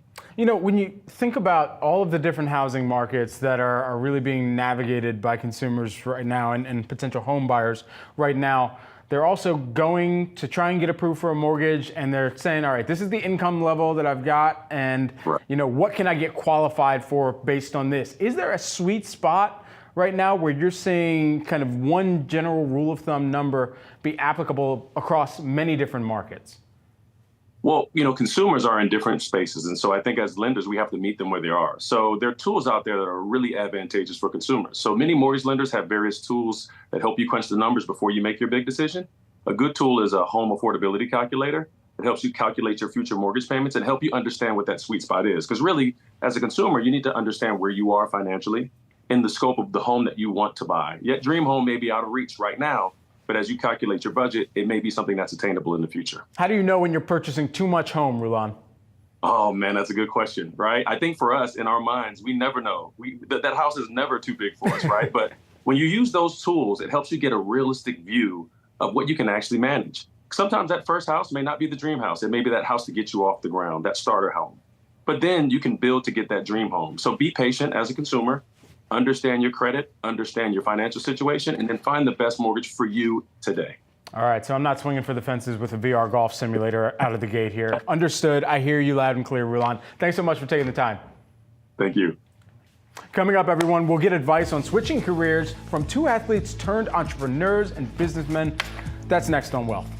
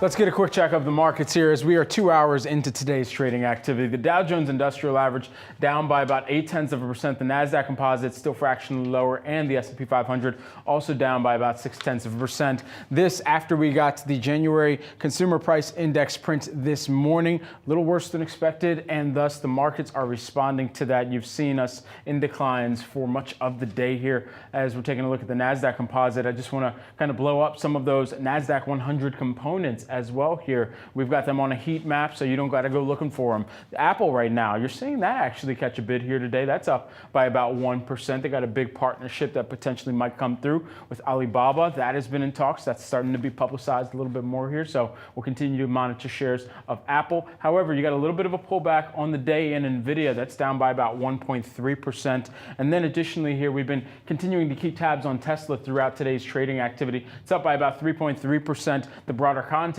is the slippage, though, that we've seen over the course of the year-to-date move. It's down by about 16%, and so we'll continue to watch that closely. Palantir, PLTR, that's up 2.3%, and Meta, you just saw that flip positive as we were taking a look at this NASDAQ 100. And then just lastly, we will take a look at the sector activity later on. We got to keep it moving here, folks. Career transitions can be tough. The average person will change careers 5 to 7 times during their working life, according to Novo Resume. So Where do you start when it's time to make a change? I'm joined by two athletes turned business owners, and they are live from the Connor Group's IPO Summit at the New York Stock Exchange. We've got Ralph Sampson, who is the NBA Hall of Famer and CEO of the Sampson Group, and Jelani Jenkins, who is a former NFL player and CEO of Postseason. Guys, great to have you here on the program with us. I mean, as we think about what your transitions have been like, just share with us what that journey has been, and then ultimately how you're speaking to other athletes, getting a pulse check of where there are other major names that are on the field or on the court, and trying to also make sure that they get into the boardroom as well. All right, thank you guys for having us at the 12th annual IPO Summit here at New York Stock Exchange with the Connor Group. So this is my second, this is Jelani's fourth time here. Yep. And so we're always excited to be here on the floor where all the action is. It's crazy to be here, and we enjoy coming here, so forth and so on. So for me, just the transition from really playing at a high level to life and kids and business, it's a tough transition. It's a hard way to go. But if you learn to take what you learn in sports to life and implement that in some way, because there's going to be an adjustment, but there's a knowledge-based power that you don't know. I went to the University of Virginia, Dart School, stuff like that, but some things I still didn't know from a business perspective. So I had to kind of go back to school and learn the hard way in some respects, but also understand what I want to do, what's my passion as well. Yeah, like Ralph said, it was a very challenging transition. I remember in 2018 when I made my transition, I didn't know who I was, I didn't know what I wanted to do, and it was really challenging. I couldn't even watch sports on television. It was really challenging. And ultimately, what really helped me out was to acknowledge that I needed help, reaching out to the support system in my network and connecting me with a mentor. That's actually how I got connected with the Connor Group and the IPO Summit. They became really mentors to me. And ultimately, what I learned through that process, through my own self-discovery, through my own journey, was that I didn't have to give up my identity as an athlete. Right. That's our strength. And so just learning how to reintegrate that into the next phase of life was really the biggest lesson that I took. Absolutely. Well, you guys shared 5 tips with us, and I want to run through them and get you to add a little more color to them as well here. And those 5 tips were building and leveraging your network, defining your next play, be coachable, master your mindset, and feed your inner athlete. Ralph, I'll start with you. What advice can you share for someone looking to build a strong network? Yeah, it's hard because we always put on the pedestal or whatever, but now you got to go into the real world like a business person, but you attract a lot of people. So in life, to me, everything has a system. So if I know what I want to do and have a passion for it, even if I don't know all the details, let's say it's a basketball or business or whatever, and I meet somebody and the first thing I'm going to do is say, what do you do? Because they know what I do, but I don't know what they do. So I'm going to be very nice. If they are interested in me in a certain way and it's about the business world, I usually put it in my right pocket. If they're not, I put them in my left pocket, but always respond back to somebody within 24 hours, no matter who they are, but also try to cultivate it. And I have a 7-step strategy where between the first step and the 7th step, I should have a business deal done by then. And it took me a while to build that, but that's the way I operate, and that's the way I've been successful thus far. That's really insightful. Jelani, why is it so important to be coachable when transitioning careers? It's very important because we just don't know what we don't know. And as athletes, we love being coached. We love having a playbook. We love for somebody to tell us, hey, you do this, you're going to be successful. And we love to just shut our mind off and go for it. And so being coachable, seeking examples, seeking mentorship of those who have already been where it is that you want to go is so vitally important. And it's really about acknowledging that, hey, I don't know what I'm doing here. I don't know how to do this. And that takes some vulnerability, which is a little bit challenging for us athletes sometimes, is to say, hey, I don't know. But when you do that, there's a lot of courage and there's a lot of strength in it. And then ultimately being hungry enough to learn how, being hungry enough to take the advice, being vulnerable and hungry enough to start over from the beginning in a new phase of life and say, hey, I'm going to get good at this, I'm going to get great at this, and to chase your passions that way. So it all starts with being coachable and having good mentorship around you. Yeah, you talk about being hungry. Ralph, you say you got to feed that inner athlete. Break down what that means. Well, it's like they used to in my day, did you have a tapeworm because they're so skinny, whatever, or something wrong with you? But it's like that inner fire, right? You took, they always say you take the great Kobe Bryants and the Magic Johnsons, LeBron and Michaels. They always say, who's the GOAT? There's no GOAT. each of them have an internal fire that they want to be great. And you can compare that. So you might ask that, what's that internal fire look like? And we all have it as people. No matter what it is in sports or life, you have to get up every day, no matter what you do, and have that internal fire to be great or good or average. And it's your choice to pick. And everybody can be great if they want to be, but what you're great at, I don't care if it's taking the trash out, you can be great at doing something. And so my days start with, even if I'm in a hotel, I have to make the bed up every morning. I don't care where I go. There you go. Make that bed, because that's my success, first success of the day. The room is straight, everything is organized. If I'm not organized, I have a bad day. My parents taught me to make my 80% better than anybody else's 100%. So that's the way I was raised. Yeah. Ralph and Jelani, just lastly, while we have you here, this is a totally new environment compared to even when you both were mastering sport at the collegiate level and then getting to the pro level. For college students, they're looking to build wealth via NIL earlier. And I wonder how you're evaluating the landscape right now with so many changes that have come fast and furious, and the advice you would have for young athletes who are looking to build and maintain wealth over the long run. Well, I know both of us would say, I need to go back to college at least for one more year. I think I missed out on that as well. And I could go to Kentucky or whatever. I mean, you got guys coming out getting $4 million a year, whatever. It's crazy money. But think about all the things we're talking about here and all the ramifications of getting that type of money. Don't know taxes, don't know business, don't know. And I use the word don't know because you don't know what you don't know, right? So those things are hurting the American athlete right now, in my opinion, especially in basketball and football, because there's money out there, but they're not being educated. Even at my institution, North Virginia, it's more warehousing athletes right now. You got to get those grades, and you got to understand what life's about, because that money's not going to last long, because as soon as you get it, you're going to have a tax issue. Yeah, that's real. I mean, it's a whole new environment, a whole different set of rules that we're constantly still figuring out. What I will say is I do think that I appreciate the incentivizing for athletes to take their brand seriously. It's something that I wish I did while I was playing. The fact that NIL is available, it does allow athletes to take branding seriously, learn how to tell their story in a way where when they do stop playing, they will have those skill sets. So there's a lot of cons with NIL, but there's also a lot of pros. And I think it's just new, and we're constantly figuring out day by day. It's constantly changing. So it's going to change, and hopefully it will get better at some point in time. I just don't want the kids to get hurt coming out and not being educated from high school and or college, because that money's going to run out, and then NBA, NFL runs out at some point in time, and what are you going to do after that? Yeah, absolutely. Really great points, and thanks so much for taking the time. I hope you guys enjoy the rest of the IPO Summit. Ralph Sampson and Jelani Jenkins, thank you. Thank you for having us. Certainly.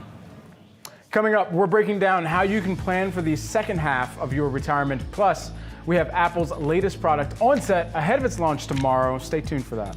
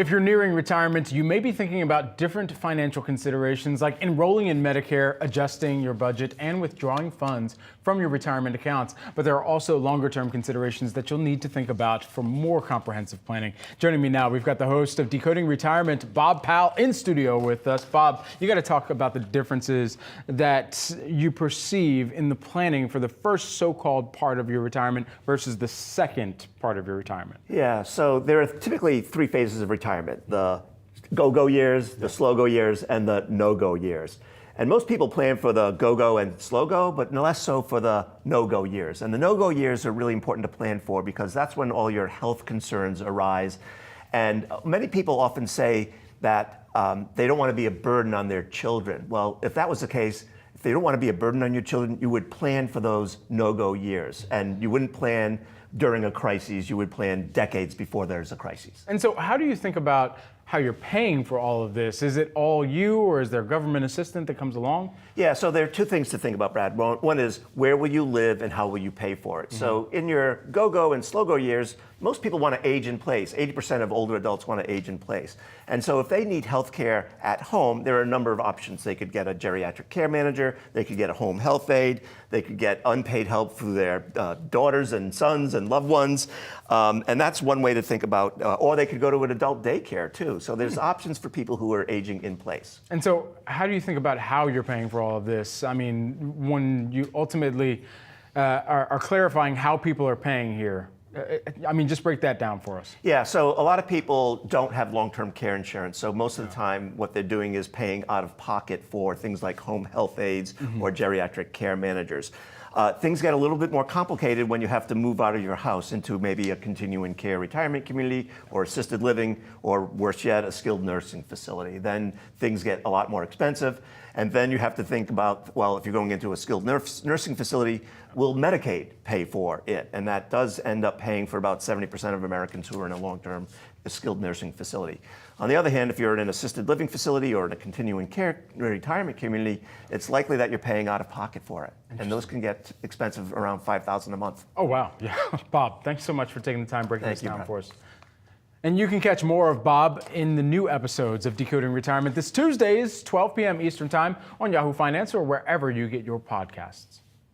It's time now for Tech Support, our weekly segment about all things technology. And Apple has had a rocky performance so far this year. Shares of the iPhone maker down over 6% during 2025 to date. But a new product launch could be a positive catalyst for the tech giant. Our own Dan Howley is here. And Dan, you have a pair of Apple's newly announced Power Beats Pro 2 headphones. Ooh. Of course, this is the biggest acquisition that Apple has made in its history in Beats. And so now we've got the latest here. What can you tell us? Yeah, so these are the Power Beats Pro. I'll pop them open and then I'll strap them on. Clamshell opening there. Yeah, a little clamshell guy. It's got a super quick connection for Android if you have the Beats app, or Apple just in general because it's basically an Apple product. But you can see it has this over-the-ear kind of piece, and then see if we can get here on the camera. Right here is kind of the main kind of benefit of this is a little heart rate sensor. And so both of the actual headphones have heart rate sensors. And let me just strap this on real quick to just show you how they work. I'm gonna take my glasses off because I don't wanna look like a dork while I'm putting these on. And so these are primarily meant for working out. So you would, like go running and put them on, and then they're supposed to not like turn bounce to the around side as so much. they can see that. Look at that. Yeah. Look at that profile. Good God. What a profile. Woo. God. Put that man on a penny. Marble. So what I'm doing here is I have the Peloton app, right? And so I could start this up. I can pretend that I'm doing strength training, and then I can check my heartbeat. So right now it's looking for devices, and it should pull up the actual headphones, the Beats headphones. And when it does, it'll start going ahead and, it doesn't want to connect for me right now. Well, it is connected. This is what happens when you try to do demos. Let me just start this app again. But what happens is it'll end up actually measuring your heart rate through here. And I was actually using it last night while I was doing some strength training exercises, and it worked really well. Yeah. In fact, I had a Apple Watch on at the same time, and I made sure that it was only measuring through the headphones themselves, and it was doing a great job. So right now it's having a little trouble picking them up. Oh, nope, there we go. While you're getting that loaded, there are a lot of rumors flying around about new Apple products to come, including potentially humanoid robots in the proof of concept stage. What should consumers realistically be expecting? We only got about 10 seconds here. Humanoid robots are still a long ways off. I don't think many people are going to have them in their home anytime soon. There's been rumors that they're working on like a desktop lamp style robot at Apple. I don't necessarily know if I expect that again anytime soon. Yeah. They're still not getting a foldable iPhone yet, so okay. We'll see. But there you go. This is working There we go. now. Dan, appreciate it. Tech Thank you. support here today. Thanks so much. That's it for Wealth, everyone. I'm Brad Smith. Thank you for watching. Market Domination comes your way, 3 p.m. Eastern Time.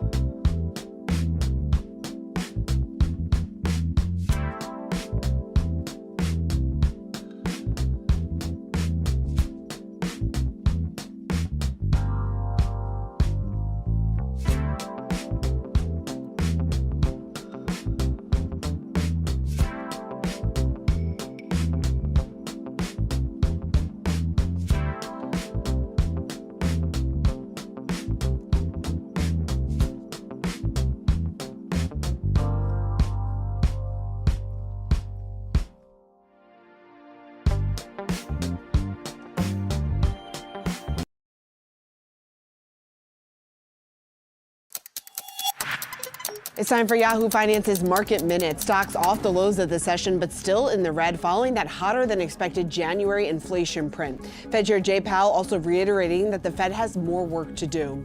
Micron shares are lower after its CFO warned that there will be no changes to its second quarter outlook, citing a decline in margins. Micron now expects third quarter gross margins to decline, quote, by a few hundred basis points. Barrick Gold is gaining on strong earnings, rising gold prices helping profits, but its free cash flow more than doubled during the quarter. The gold miner also announcing a new $1 billion share buyback program. And Kraft Heinz shares are falling after the company reported its fourth quarterly revenue miss in a row. Higher prices on its popular Lunchables and packaged meat were not enough to offset weakening demand. And that's your Yahoo Finance Market Minute. For more on what's trending on Yahoo Finance, scan the QR code below to track the best and worst performing stocks.